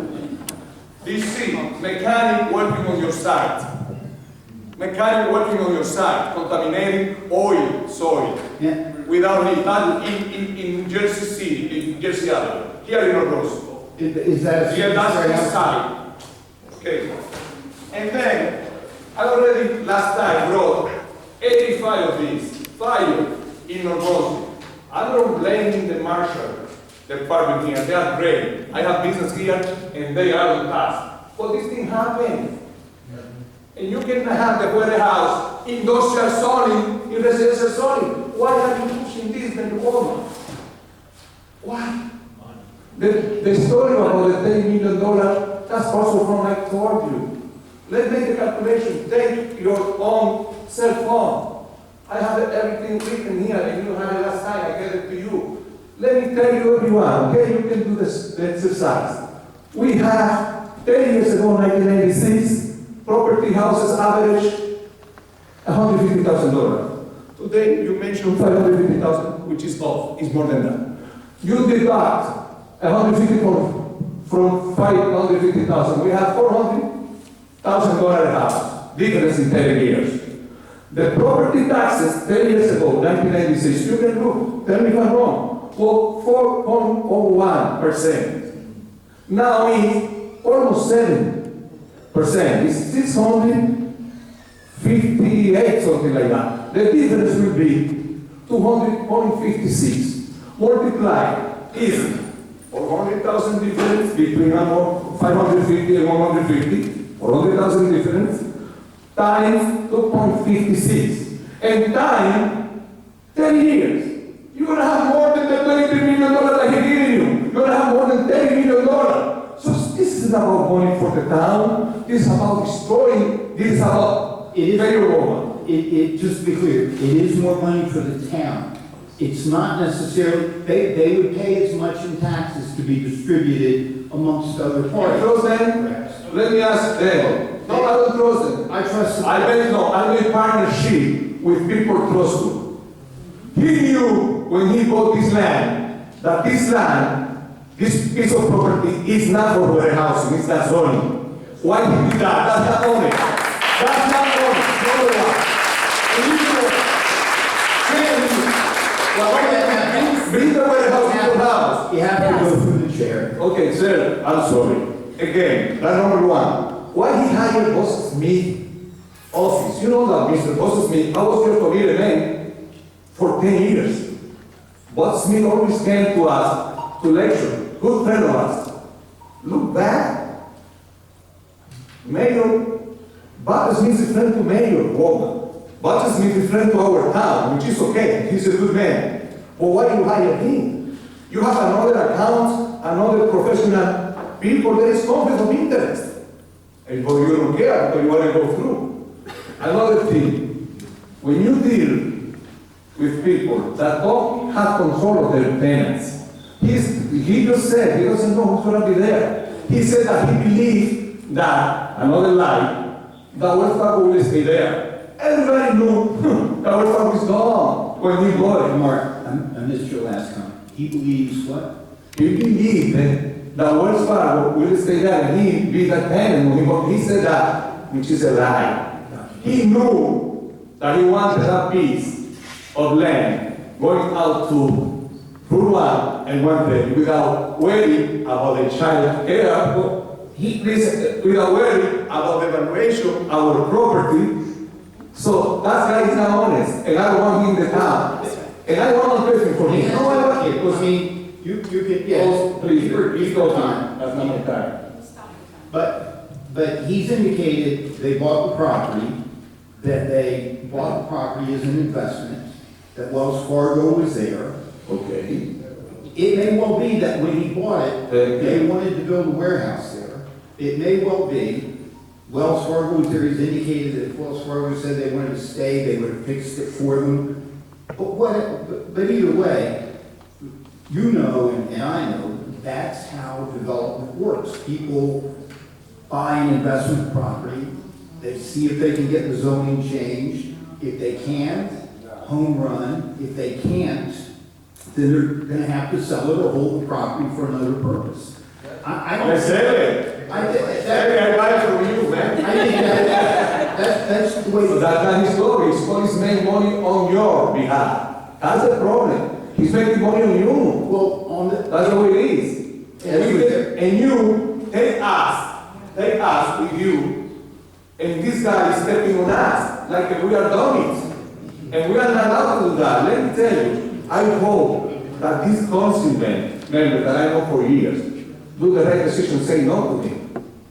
We don't know how they have to do it. And we have the fire there. All those trees, well, that they cannot touch, it's gonna burn. And a warehouse like this can burn anytime. 2,000 warehouse in the United States burn every day, every year. 17 of them in New Jersey. For Big Cat is not one of them. And another thing, and I'm gonna leave with this one, okay? I show you that there is no benefit for the township. You think it's benefit, but what you're doing is taking the money from us to give it to me. That's the way. And I will keep confident doing the right thing. And I'm sorry about this, Guadagnino, but it's not right. You can see the video last time. I was there, and now I see again. That's not right. These people deserve respect. And talk to Mr. Boston, I respect him. You don't belong to that thing. Thank you.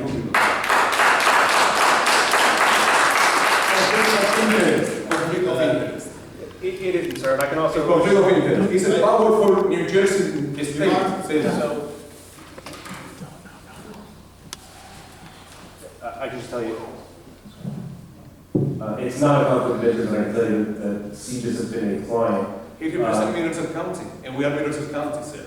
And a lot of these things, the mayor said go to the state of New Jersey.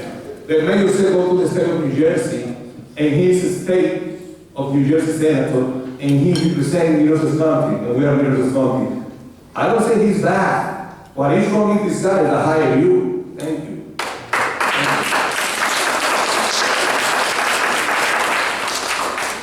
Number 16, Aaron.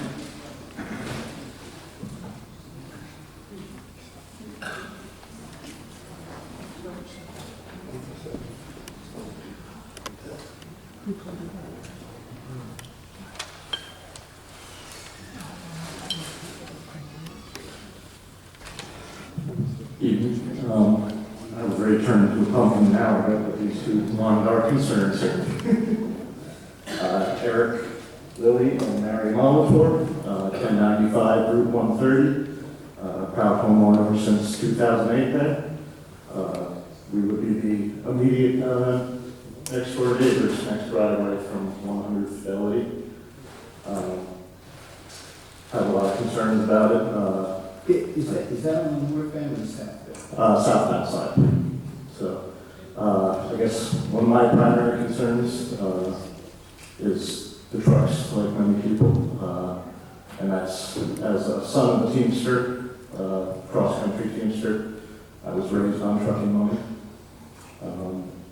Had the fortune to ride alongside my dad a couple times, and trucks leaving a complex and going through 10, 15 gears, you're making a lot more noise and speeding a lot more than the ones that come off Route 1 and ideally just coast on through.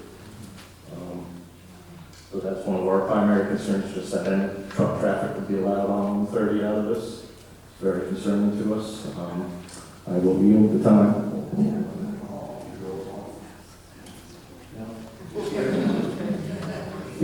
She's honest, give them that stage. All right, that time. So, thank you for the time and consideration. Thank you very much.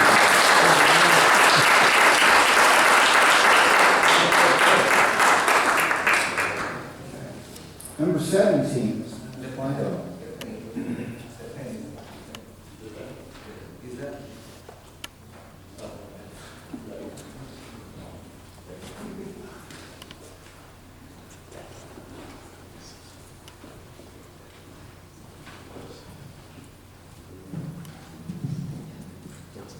Good evening, Mayor and council members. My name is Lenny Blanco, and I live at 1140 Southwood Parkway, right in front of Fort Worth. I'm a longtime resident of North Brunswick. I attended John Adams, Parsons, Livingston Park Elementary Schools, Linwood, graduated from NBTHS, class of 2001. After leaving North Brunswick to pursue higher education and start my career, I made the decision to return 6 years ago to raise my own family in the same wonderful community that helped shape me. Today, 2 of my children attend Judd Elementary School, where I'm entering my 2nd year serving as co-treasurer on the PTO board. You can ask any Judd family, and they may mistakenly suggest that I work there, or how much I volunteer to try to ensure that our children have a positive and enriching educational experience. My youngest son recently completed his first year of school ever through the North Brunswick preschool program at Kids Are Kids Learning Academy, the facility located adjacent to 100 Fidelity Plaza. Kids Are Kids is a wonderful example of a valuable community asset. It is a purpose-built facility with exceptional outdoor spaces designed to maximize children's physical, cognitive, social, and emotional development. As a parent who has gone through the preschool program at both Judd and at Kids Are Kids, I have seen firsthand the value of creating environments that allow our children to learn and thrive, such as that at Kids Are Kids. That is why it is deeply concerning that you are considering a redevelopment plan for 100 Fidelity Plaza that intends to significantly alter the site conditions of a facility intentionally designed to support young children's learning and development. It raises questions as to whether the interests of a private redevelopment proposal are being appropriately balanced against the needs of existing community resources, families, and students. That is why I'm here tonight, not only as a Colonial Gardens resident, not only as a parent connected to the Kids Are Kids community, but as someone who cares deeply about the future of North Brunswick and the decisions that will shape this community for generations. To respectfully request that you oppose Ordinance 2613A and pursue a redevelopment plan that better aligns with our community's long-term interests. I want to be clear, I'm not arguing against redevelopment. I think we all understand that 100 Fidelity Plaza should be put back into productive use. The question before you is whether rezoning this property to allow a 300,000 square foot warehouse is the right decision for North Brunswick. At the last council meeting, Mayor Womack actually made the most salient point that has stayed with me over the last month. In response to a resident's concern, he noted, and I am paraphrasing, something has to be built there, and that is better for the township to have control over what it is. I agree with that principle. However, the most control the township has over this property is right now. The decision before you is not simply about whether this property gets redeveloped. It is about whether you are comfortable changing the zoning before you have all the information necessary to understand the full range of uses, impacts, and long-term consequences that this zoning change could permit. Once the zoning is changed, the township's ability to reconsider fundamental questions about the site becomes much more limited. That is why this decision deserves the most complete information possible before it is made, not after. We have heard concerns from residents about environmental impact, water, traffic, noise, and quality of life, to which the town continues to respond that these issues will be addressed by the planning board as the process moves forward. But the fundamental question before this council is whether the zoning should be changed before these questions are fully answered. I understand your decision to table the ordinance as recognition that these important questions remain unanswered, and I hope that you take this time to continue to reflect on whether the ordinance should ever be introduced or adopted as it stands. As an example, we can focus on traffic. One point that we may all agree on is an issue at the Route 130 interchange. The traffic study provided for this project relies on generalized assumptions, yet the actual impact of a warehouse depends heavily on what type of operation ultimately occupies the premises. We have already heard that they don't know. A 300,000 square foot warehouse can represent very different levels of activity depending on whether it is a low intensity storage facility or high volume distribution operation with significant truck and employee count. Without knowing the future use and without clear guarantees regarding future operations, how can you, the council, accurately evaluate the true impact? And these are the kinds of questions that can be made across the gamut of our concerns. The parcel is located at one of the most important transportation nodes in North Brunswick, near major roadways, established neighborhoods, within 2 miles of 5 of our schools, within less than 3 miles of all 7 of our schools. You put this picture up as a site of a proposed community center. But in fact, this is a perfect location for a warehouse. It's a commercial.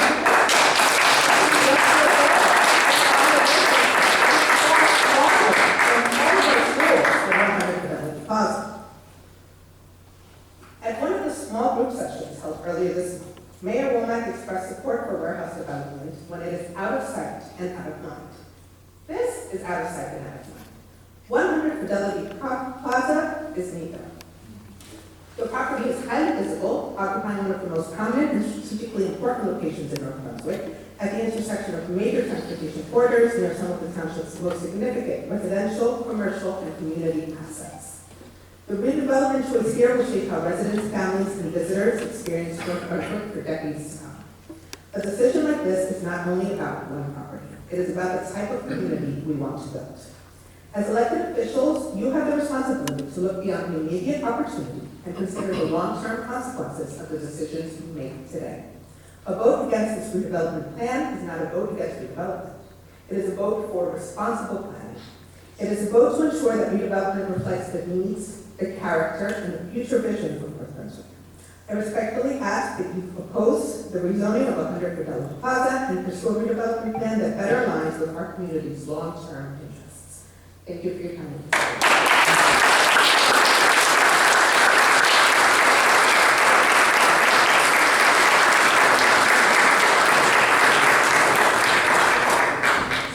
Number 22. Good evening, I'm Andy Rosenberg.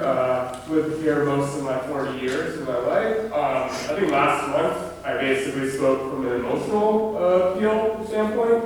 I want to go with some hard numbers that I've researched, and please correct me if I'm wrong in any of this. I'll cut to the point. I'm not here to complain about this town, but I want to see it better. And I want to see better decisions being made than the one that's already proposed. So the township says it will receive, as I understand, $750,000 a year through a pilot agreement on the project. That number sounds significant until you look at our own town's budget. North Brunswick school tax levy for 2025 and 26 is $91.4 million. Am I correct in that? Is that fair? I'm not sure if it sounds right. Okay, it sounds like a lot of money. And so what it costs to run just our schools for 1 year, for 6,200 students, $7,500 is less than 1% of that number. And the township has said that that money might go to schools. I heard tonight, we're trying to potentially protect it from the Board of Education. So clearly there's some conflict there to where does this money go.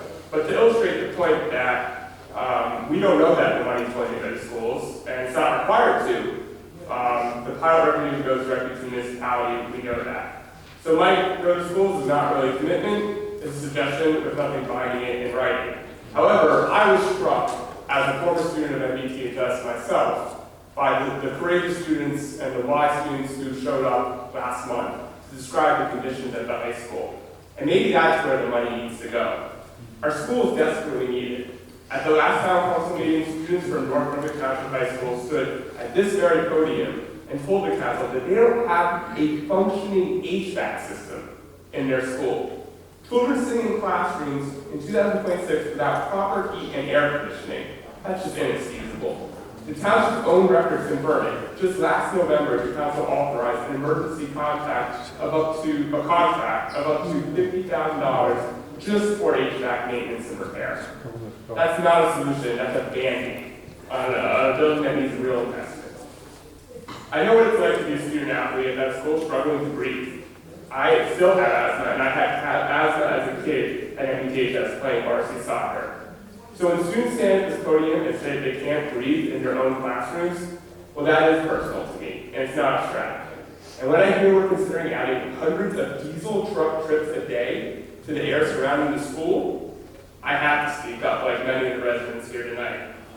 So before we talk about a warehouse bringing in less than 1 cent on every dollar our schools need, why isn't that $750,000 going for fixing the HVAC at MBTHS? Why isn't it going towards our aging parks, our crumbling roads, or the train station project that has sat with $50 million in state funding for years and still hasn't even broken ground?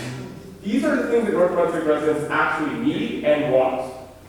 I mentioned canned breathing, so let's talk a little bit about this health impact, because we haven't even cracked the surface of that. The students from last month told the council they can't breathe properly in their own school. And now we're being asked to approve a 300,000 square foot warehouse and data center that will add hundreds of diesel truck trips per day to the roads surrounding that same school and those same neighborhoods. Let's talk about some math here, okay?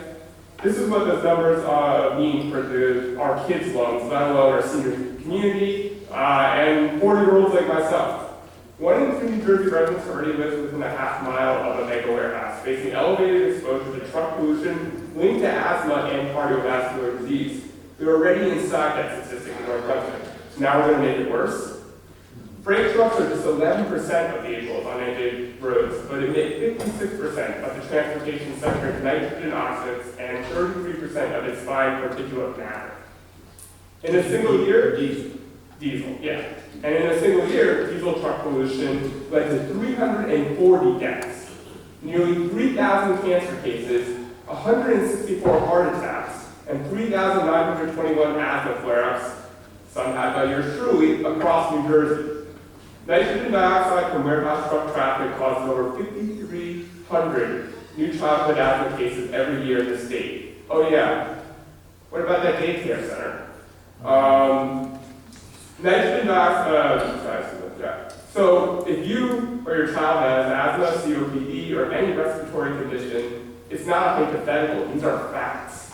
This is a documented measurable health threat backed by state data and by the lived experience of kids in this town who already told you at your last meeting that they are struggling. And let's finally close on the economic risk here. That case is even weaker, frankly. 750,000 sounds like a lot per year, but New Jersey's warehouse vacancy rate hit 9% at the end of 2024, the highest in over a decade, according to Cushman & Wakefield. Between 2022 and 2024, 28 million square feet of warehouse space came online in New Jersey without a guaranteed tenant. Please let me finish. We already have empty warehouses in North Brunswick. If this building sits vacant and the market says that risk is real, the township gets $0. Not $750,000, $0. And we're stuck with the zoning. This is not ideal. It is a gamble with our children's health, our town's character, and our financial future as the chips on the table. I'm not against the site being redeveloped. It's been vacant since 2024, but I am asking this council to consider something better. A nature reserve and public park on land the township's own plan acknowledges as protected wetlands. New Brunswick right next door chose a park over a data center in February over a warehouse. Pemberton, North Hanover, and Monroe Township have banned data centers outright. We're past that, but now we're dealing with a warehouse that has many of the same similar concerns. Andover Township reversed course after the residents showed up. That's what everyone here is doing tonight.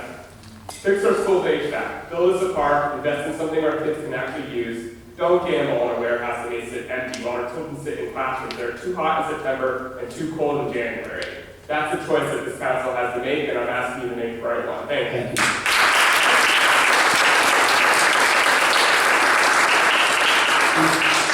It is important to remember that the council and the board of ed are totally separate. But the children of the town are all living. And so kids are all our same kids. One of the reasons that we're looking for alternatives and redevelopment, no matter what it may be, is we want to have some sort of community center that the town actually controls. Back when the high school was built, it was built on a referendum that was approved by the residents of the township at that time, with the understanding that the facilities, the gym facilities, the pool facilities, would be able to be shared facilities, used for education, used for the township as well. But the educational needs have made that a difficult thing for continuing. So we would like to find a way to get on a community center. I'm not saying warehouse is the only way to do it, but it is something that we do want to consider.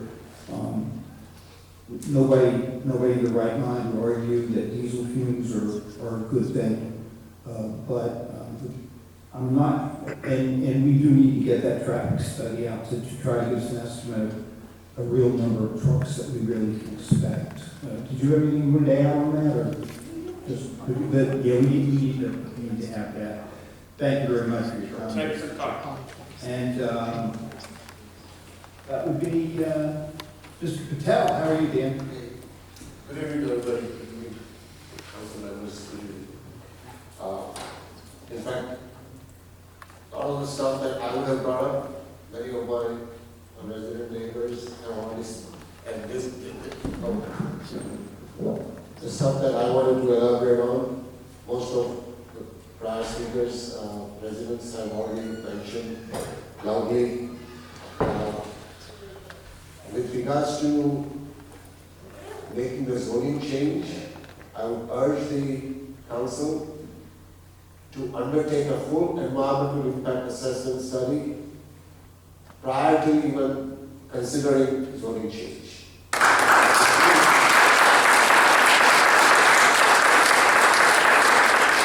From all of us citizens, we give you the permission to spend whatever money it takes out of our pockets to conduct the study. We'll have somebody drop by your house later. So the thing is, we don't want to give ourselves any excuse that, we don't have the funds to undertake, because that money will be well spent. A priority of changing the zoning. Because a full-fledged environmental impact study involves not only about air pollution, about noise, light. Basically, it will give you an accounting of the lifespan that will be reduced of residents and kids in the neighborhood.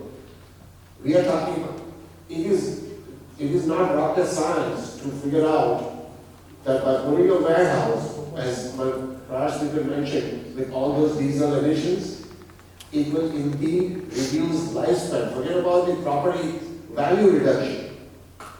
We cannot even calculate the value in terms of life. So please take that into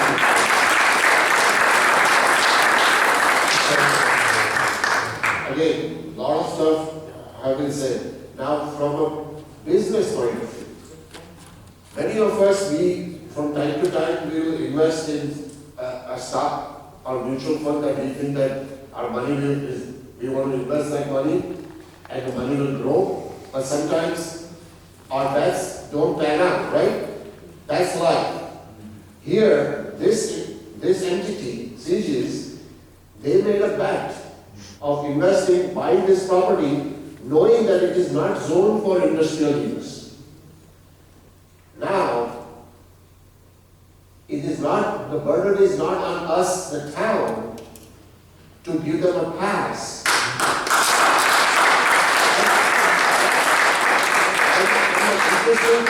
Interesting thing is, they have not lost anything yet, because the property is probably still holding value. Probably it may have even appreciated from the time they actually bought it.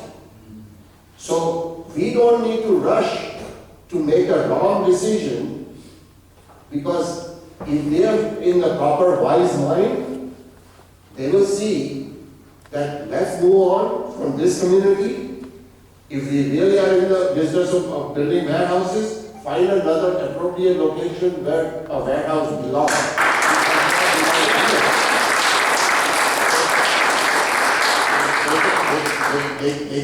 They can sell this property to another, at which time the township will have a redevelopment. Again, everybody say we are all for redevelopment, but no. This is like trying to put a round peg in a square hole.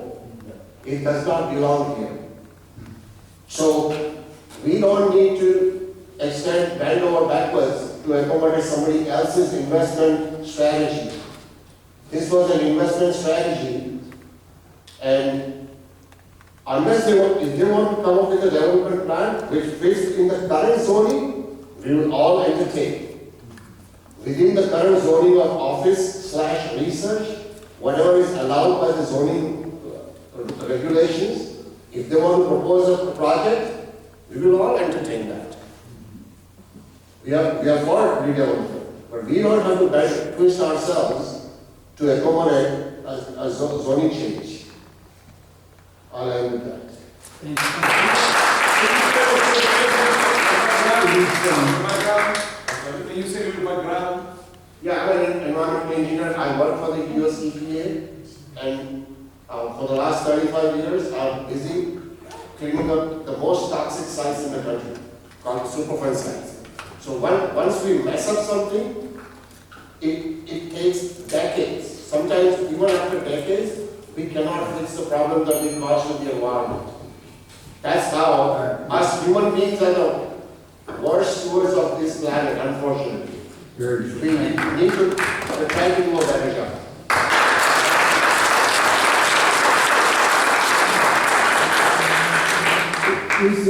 Is there, what, as we proceed, if it's reintroduced or goes to the planning board, is there some form of environmental study that will be performed, and what is the current thought on that from your perspective?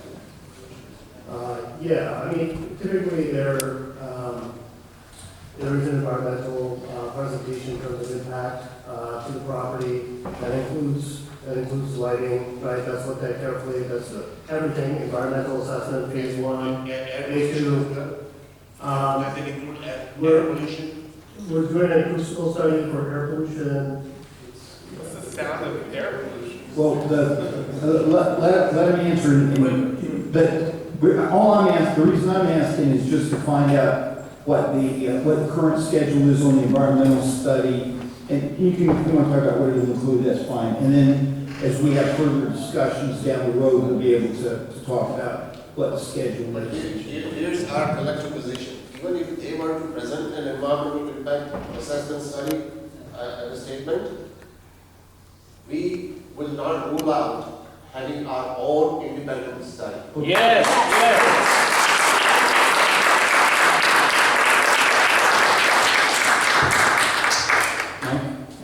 Just a lot of those topics. These are issues that affect all properties everywhere, especially in New Jersey, whether they be industrial or otherwise, impacts to habitat, impacts to air pollution, impacts to stormwater, and light pollution and everything else, traffic, these are all things that affect everybody with all developments. There's concerns everywhere. And in this particular case, we can develop a study that can address all those topics. So we'll work on that. Again, your time's up. The honest truth is, if they were to conduct it, they will find out themselves that it will fail. Meaning, it will not favor this development. So they can save themselves the money for their own study and save money for us, because by any means, they already know it's a wrong. Well, we'll have to see what we got to go through the process.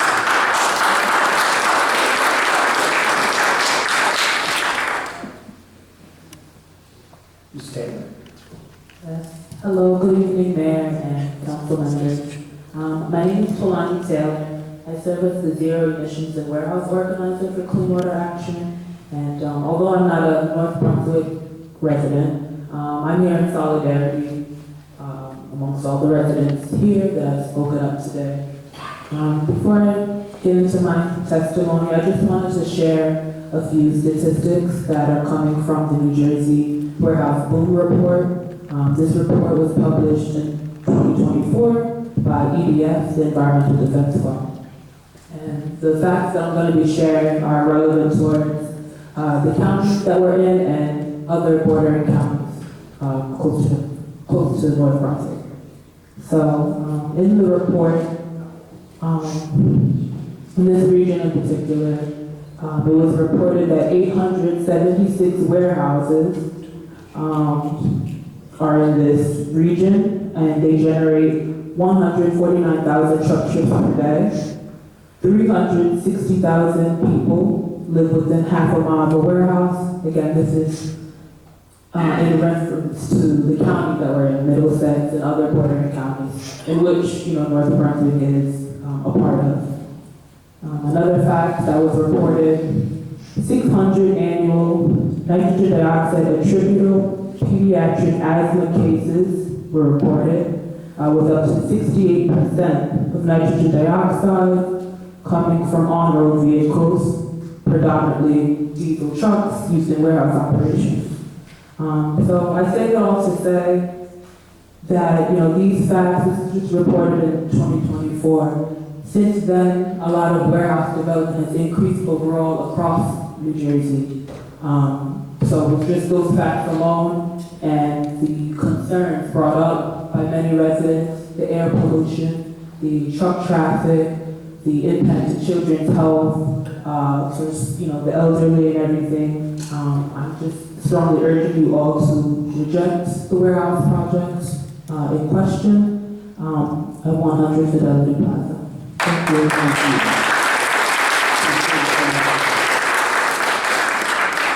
That's everybody who signed up to speak, but the law is everybody who wants to talk gets a chance. So if you didn't speak yet, if you want to, you have the right. Hi there, Rich Allen Page, 430 Otis Road.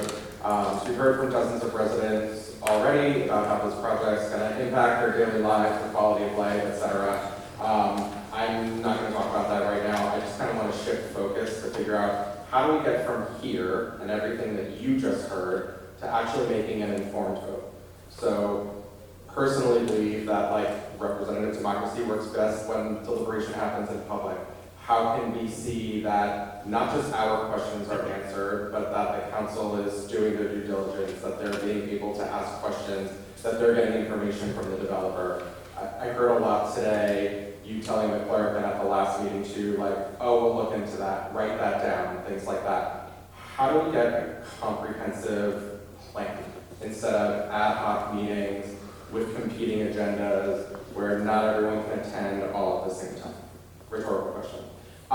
So real questions is, so this ordinance was tabled a month ago, and with a plan on voting before Carlo introduced the motion to table it. So what information did council members receive during the first tabling, and through what mechanism to then even be informed to vote on this today? Tonight would have been a vote to introduce. It would not have been a vote to approve the ordinance. And that's only because it changed in the last one. When there's a substantive change, you have to start all over again, and by removing the data centers, that was the substantive change. Got it. So then also you've mentioned before at several of the meetings that we've had that not all of the council can be there because that would have to be a posted meeting, give notice, etc. So how does the council ensure that they get all of the same information if they're not invited to the same? So what we've tried to do is every one of the meetings that we've had with the public, Craig has videotaped the whole meeting. He's put it up on the website and made it available to every council member so they can watch every minute of every meeting. And that's what we're trying to do. Yep. Then next is, how can we ensure that the council has a solid understanding of our concerns? I know that we've been talking now for 3.5 hours. There's been all of these meetings again. Is this just up to them to listen, take any information that we want, or that they're able to get? How are we compiling this, making sure that we've had now, you mentioned 8 meetings before. I know that not everyone was at them. I understand this is a part-time job for all of them. Do they have time to watch 20 hours of video? Things like that. How are we compiling the information? I know I've given documents before, multiple other people have given documents. It's a lot of information. How are we ensuring that we can make sure you understand the concerns and that you're getting the answer to those concerns? So the way that it's designed is for things to come out at meetings like this primarily. The council has 2 types of meetings. We have what we call agenda meetings, where before every public meeting, we get together and we talk about what's going to be on the agenda for the next council meeting. And that, during the summer and at present, we do that immediately after the meeting tonight. And like this, it's an open public meeting. We do it over there in the council room, and the directors are with us. They go through point by point what we're doing. With regard to whether a councilman is properly and fully informed on a specific issue, it's a small town, so you should feel free to call them, you should feel free to send them an email, if you have specific questions, if you have specific points. Everybody's got a township email, and most of our cell phones are publicly listed. We can't meet as a council to talk about these things except in a public meeting like this or an agenda meeting. We're going to have a special meeting to talk about budgets probably sometime between now and every meeting like this has to have a public portion at which members of the public can talk about anything they want. So we'll be hosting when we have that special meeting sometime. But even if it's a special meeting to talk about the budget, people can come in and ask the council members questions. Great. So another question is that in previous conversations, we learned that CJS originally wanted a larger warehouse, more favorable conditions for themselves. That was changed in like the shaping of the plan that we see before us from NJ planning. So was the council involved in that previously? Like, do they understand like the steps that we're at now? Like, does this now look more favorable because they understand what happened before? And is that why, again, we haven't heard necessarily in public that there's been questions and debate about this. I understand certain council members have asked questions at some meetings, not many. Well, I think because it works through the Department of Community Development, a lot of the meetings occur with Mr. Ritz. Mr. Ritz then often will reach out, talk to me about something going on. I'll reach out individually to the council president, and then he or I will share with council members what we've learned, what we've updated. If there's a new report, there really haven't been many of those. We'll disseminate that to members of the council, talk to them about it, but we have to be pretty careful about getting 3 or more of us in any one conversation. Understood. One thing that you mentioned earlier that stuck with me too is when someone was bringing up pollution, you're like, oh, we haven't looked at that yet. I had lots of questions around that, but it's just like, since this was first introduced previously, introduced last meeting, introduced again, you talked about several different independent, whether it be studies, reevaluating what's put up there. What are you planning to look at before voting for redevelopment compared to what do you vote on when it comes to a planning stage? That's what I was asking before. Right now, I don't know that there's any environmental study that if we vote on this in September, at the 14th of September, I don't know what we'll plan at that point. The developer could say, hey, we've got escrow money, go ahead and do an environmental study. Although environmental studies, they do take time. So I don't know what we would have by September. As we've said, and it's an accurate statement, it doesn't satisfy people who have immediate concerns. That usually occurs before the planning board, because that's really the planning board's job. But everyone's correct that with a redevelopment, where it's the council that's saying, okay, we're going to change the zoning here, which, if approved by the planning board, would let you have a warehouse and bring in trucks. It may increase the council's, it may increase what the council ought to be looking into environmentally, whether it be a full study or information. And just as you mentioned September voting and traffic studies previously, would you have the traffic study reevaluated independently prior to that vote? Or Yes. Okay. Yeah, the traffic study, I think we can have done independently. Another thing that's come up a few times is just there was a meeting last week specifically around stormwater. We learned today, or obviously today, there's an architect here. We learned today that there's going to be traffic engineers at the next meeting. How can the public know ahead of time who is going to be present at meetings so they can ask appropriate questions? There's not a formal process that's ever been set up for that. we can do it. We can certainly try to let them know. Like, I thought tonight that we had invited the bond council to be here so they could go into the, but I just thought we had, we didn't. But I don't think that's a heavy lift. Michael and Omar, at the next council meeting, which would be, if we do introduce the next opportunity, would be August 24th.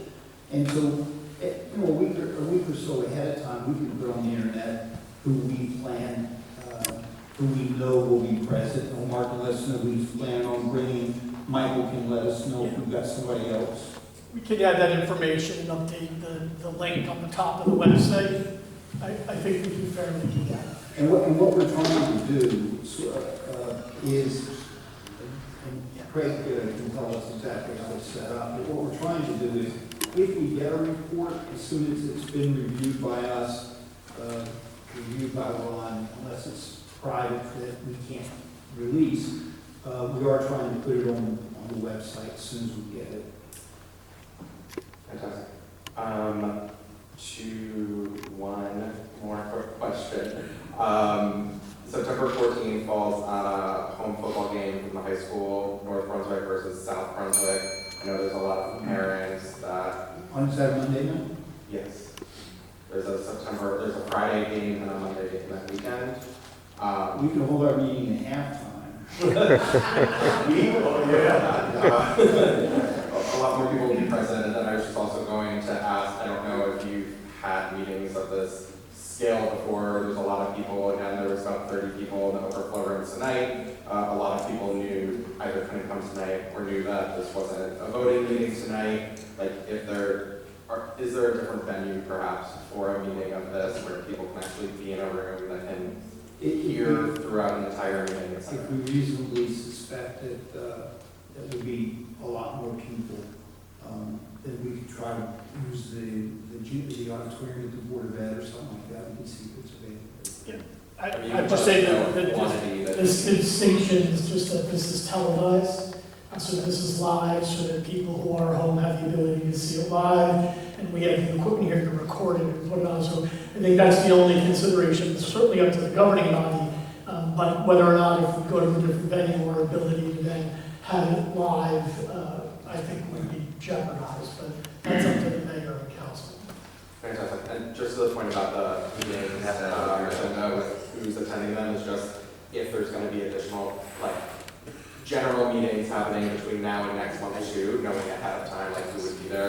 Again, if it's like, this one's going to be to talk about stormwater, who is going to be there to talk about stormwater, et cetera, would be helpful. So the way we're just handling that, we're not scheduling any meetings right now because nobody's called and asked for them. But if you call tomorrow and said, you know, I'd like to have a meeting on architecture, or I'd like to have a meeting that really focuses on this, that, or whatever you think, Michelle will go in and start taking names for that meeting. And once you got about 5 or 6, we'd list it, we put it on the website and all that kind of stuff.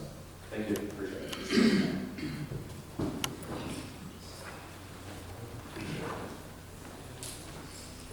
Hello, Council. Thank you for staying so late again. I know it's like 10:30, past 10:30.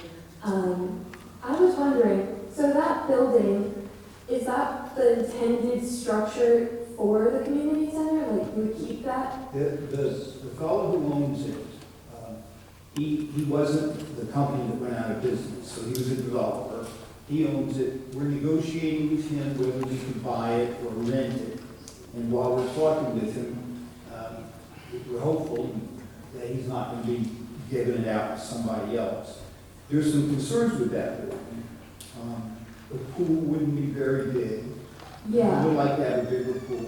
And there may not be enough gyms that if you had a bunch of kids on Friday or Saturday that came in and wanted to play, you may only have a couple of gym courts available. So Yeah, I struggle to see how that could be a successful community center. Like, I'm looking at the top-down view on Google Maps, and it looks like it's 4 Wendy's big. And if I'm like guessing, I feel like this room is about Wendy's size. So that's 4 Wendy's. we did a walking tour of it, or Council President Mary went on the.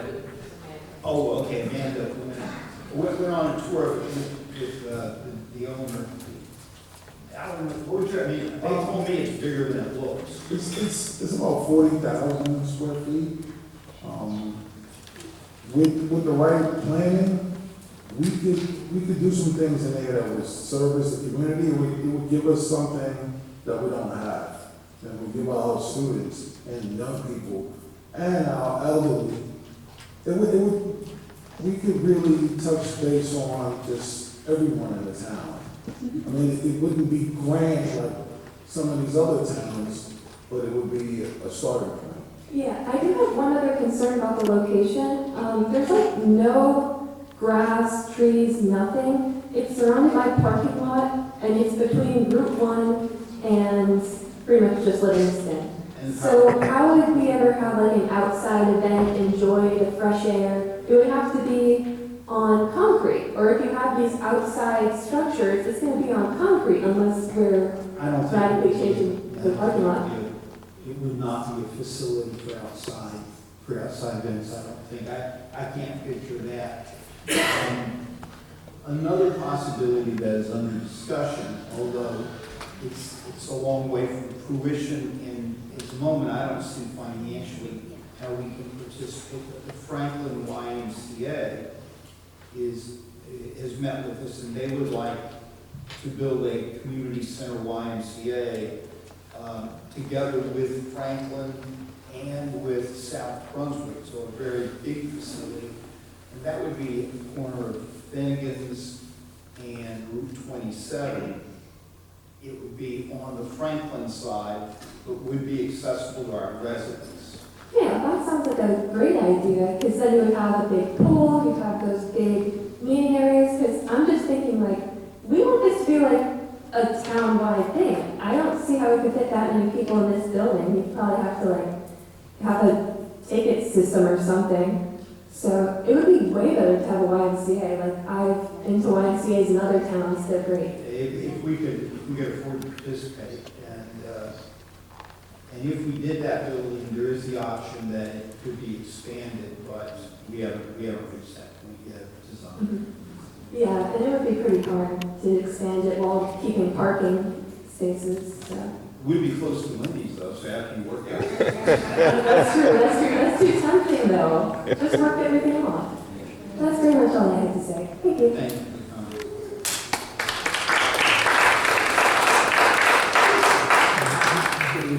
My name is Melissa Cruz. I live at Monroe Gardens. I live in Independence Boulevard. I'm listening to all this, maybe 3 hours listening to this. And why don't, instead of putting a warehouse, you speak to them, you talk to them. Instead of putting that, you say a community center there. Why don't you put a community center where they want to put the warehouse? I think it would be better that way. We have the high school, we have our community, and maybe you could walk over there. We have Starbucks with all these little businesses that are there. Instead of putting a warehouse, why don't you just talk to them? You guys also, you Wells Fargo, you work with other companies. Have you ever decided maybe to talk to the community and see what we need? But instead of putting a warehouse? But you have to understand that they own the property. Yeah. We don't own the property. Okay, We I could understand, probably but- negotiate with them to buy the property. Right, but I'm saying, instead of putting a warehouse, build something else. Build something that may help us as a community. Maybe something like, I used to work at Avenel, next to Carter Rack. They have a center there. They have concerts. Something like that that'll give us, like benefit us. Maybe we can have a place like that where we can build, concerts. We can have concerts here.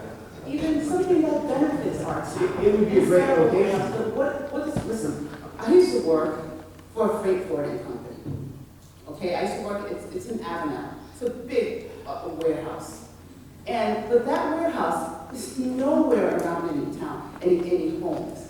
It's only warehouses. So you say that trucks don't bother people. Listen, I used to drive there. I used to be beeping at the trucks to make sure that they don't hit me. So you can't say that this warehouse won't affect us. This warehouse will affect us. Okay, these, trucks, they're there 24 hours.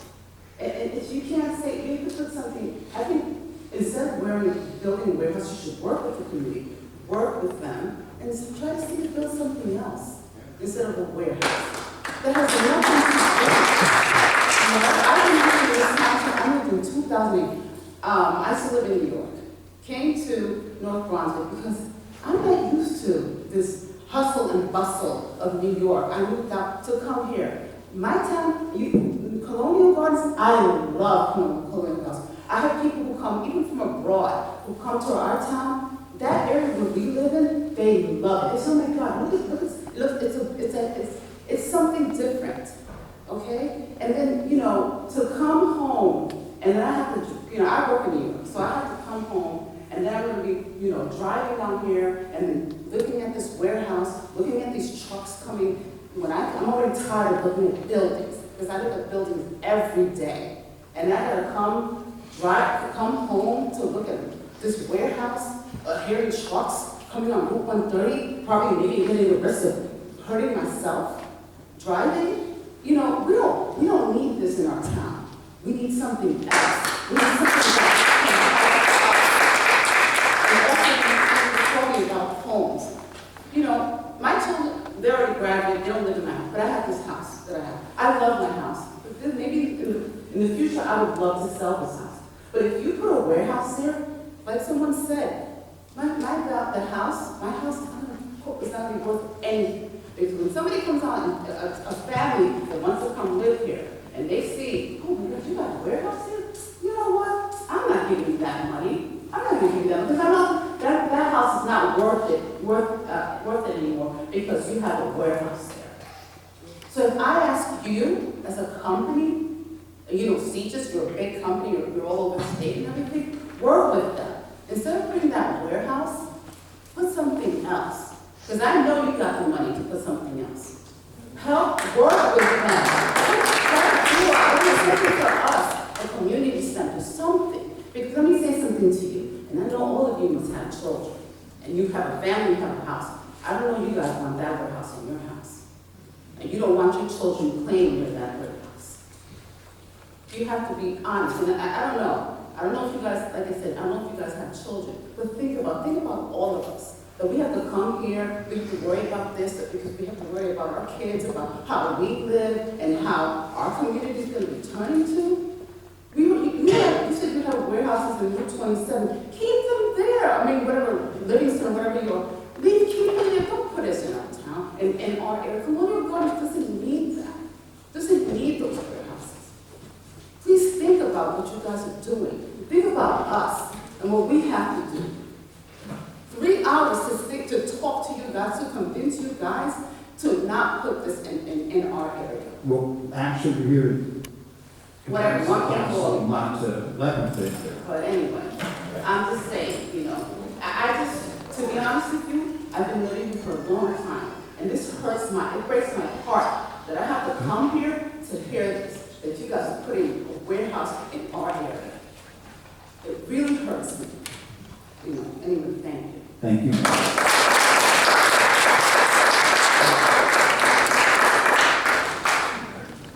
And food for the road? Yes. I'm going to say my real questions and issues for a later meeting. But we're talking about environmental studies, so I just have a very quick question. But it's my understanding that if the master plan changes, before deeds can be exchanged, that a soil testing has to be done on the property, and that soil testing has to be sent to a state testing site within 5 days. And if there's any contamination below the surface in terms of chemicals, that those chemicals have to be removed. And that process of removal is simply, you could dig up the dirt, put it in a dump truck, but then it's where you send it. And depending on the chemical, you may have to send that chemical as far away as Chicago, because that's the only place in this country that will take that particular chemical. So my question is, has any kind of testing of the soil been done? Because if you change the master plan, that's required. So, just to the basic part of your question, Michael, have you already done any of that kind of soil testing? Yeah, so when you purchase a property, you pick up what's called a phase one preliminary assessment, phase one PA. So it looks at historical uses of the property, kind of assesses if an area needs to be identified, further characterization of an area needs to happen. So a soil test examination is not 100% requirement. What is required is that go through a phase one PA by a licensed site remedial professional who will go through and assess the previous uses, they'll do site investigations, they judge if certain areas need to be characterized further. So certain areas were categorized, but historically this was, the Boy Scouts of North America, there was, Wells Fargo, which is a financial institution. So those were historical uses. Now, in other properties, just to give some clarity, there's heavy manufacturing and there's heavy phase two, there's soil investigation. What you're talking about is that the soil is characterized as hazardous. It is sent out to a facility that handles hazardous soils. But that's not really the history or the situation here with this property. And that testing that's been done or applications been filed, is that public information? I'm not 100% phase one or PAs are public information, but I'll have to look into that. And Mr. Francis. So if something is filed with a DEP, right, so if there is a characterization that needs to happen, that is public information. Yeah. So for example, an underground storage tank is removed, that has to be done under the guidance of either a DEP or an LSRP. That process is publicly available. That would have to be documented. And East Gordon, as part of his question was, if there's a change in the master plan, does that trigger a soil test? That was your basic premise, and it's incorrect. I'm sorry to tell you. Changing the master plan only affects what uses and zoning can be authorized. When property changes hands, however, everyone who is in the chain of title may be liable for environmental issues at the property, which is why a prudent purchaser has a phase one environmental study so that they are not buying into the environmental issues at the property. If the phase one environmental study shows that there are environmental issues that need to be examined further, they move on to a phase two environmental study, which is more detailed. But the master plan doesn't affect that at all. Sorry. I have a follow-up question.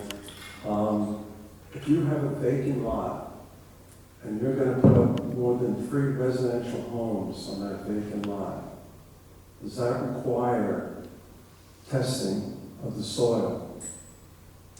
I honestly can't answer that because I'm not an environmental attorney, but it's my understanding that prior to a multifamily house being put up, multifamily 4 or more, so you said 3, so 4 or more,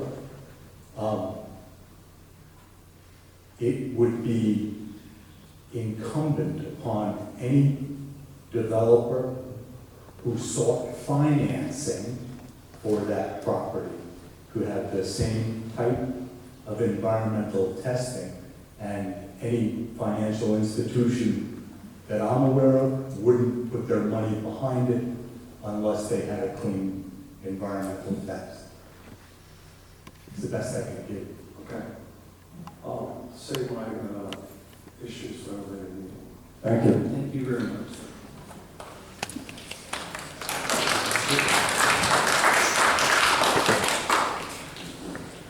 Good evening, Mayor,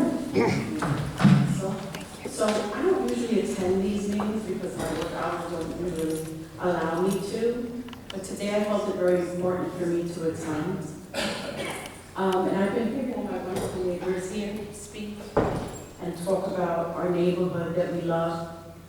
And I know for me, I've been on 1123 Revere Road, which was directly where this warehouse would be located.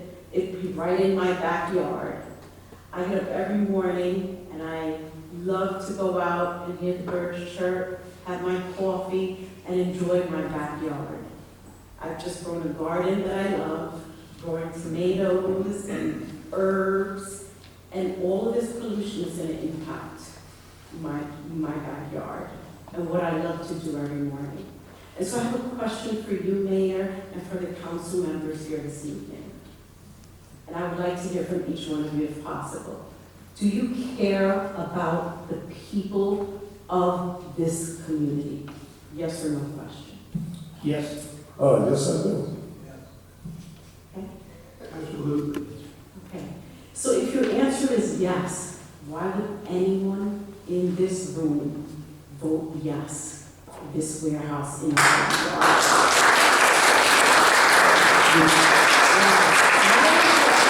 Our children and the asthma, our schools, I mean, my taxes have gone up over the years. I can't even believe how much our taxes are right now, but we pay so much in taxes, and that our team here, you are a representative of us and what we want in our community. We're all here today to speak to that. And if you really care about us and our community and our health and our children, you would not allow for a warehouse to be in our backyard. You're not allowed. You're not allowed. So we're all here today to ask you, as representatives of us, to say no to this warehouse. And I ask you, Omar, Mike, I'm sorry, gentlemen in the back, I forget your names, but would you want a warehouse in your backyard with your children? Again, I mean, you gotta go through Yeah, it. but you mentioned it earlier, Mayor, that you would not want that in your backyard. We've talked about this. I've talked about it with these gentlemen, and I think the default is you don't want a warehouse in your backyard. If it can be done in a way, that does not impair quality of life, and you've indicated that you strongly believe it would, and I accept that. If it can be demonstrated, it can be done in a way that would not impair quality of life, it's something to be considered.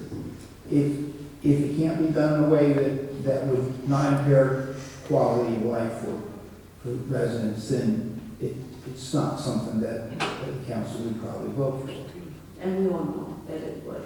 Well, we all know that it would. We're obligated to wait, get the professionals, and hear things out and see what happens. Well, I'm just saying, Omar, Mike, and you gentlemen in the back, I know that you wouldn't want this in your backyard. And if you have any conscience, after hearing all of these people in here today, you would not even move forward with thinking about building a warehouse in somebody's backyard, because you wouldn't want it.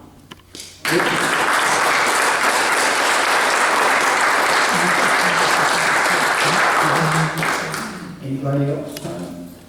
Mark, come right on.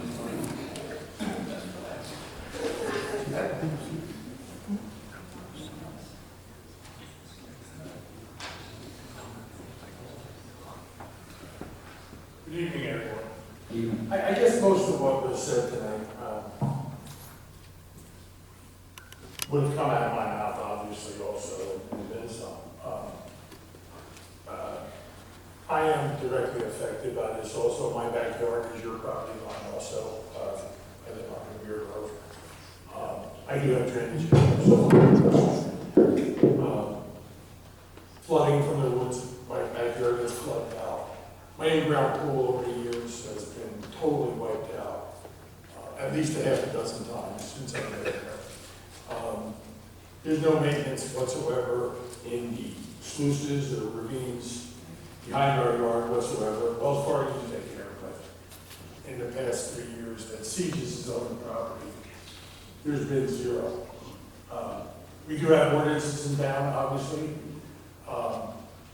that are enforced through code enforcement and our zoning officer to maintain sluices and ravines for stagnant water, for mosquito reasons, and just drainage, and so it doesn't drain on other people's properties. There's been zero maintenance whatsoever. As you guys all know, I've expressed myself at some of the smaller meetings the mayor held and the council. My first instinct would be, I would love to see the town buy it. I know it's probably not a viable situation. Knowing the somewhat of the town's finances and so forth. But us property owners, and I brought this up at the small meetings we had, people who live in our neighborhoods, I know I did my due diligence when I bought my home. I knew what I was buying next to. I know what it was owned, and now they're here trying to get it changed. And I understand, there's something in the town for it, money-wise for the residents. They just want to put it towards a rec center or a community type center. And I'm all in favor of that. I've been a resident my entire life. And I just don't think it's going to happen. I know that the property owner, they gambled, obviously, when they bought the property, knowing what it was zoned, whether they get it zoned or not. They'll be challenging it. One way or another, I know something's going to be built there or whatever. But I don't think this mayor, I don't think the council should be helping them whatsoever. So my question tonight is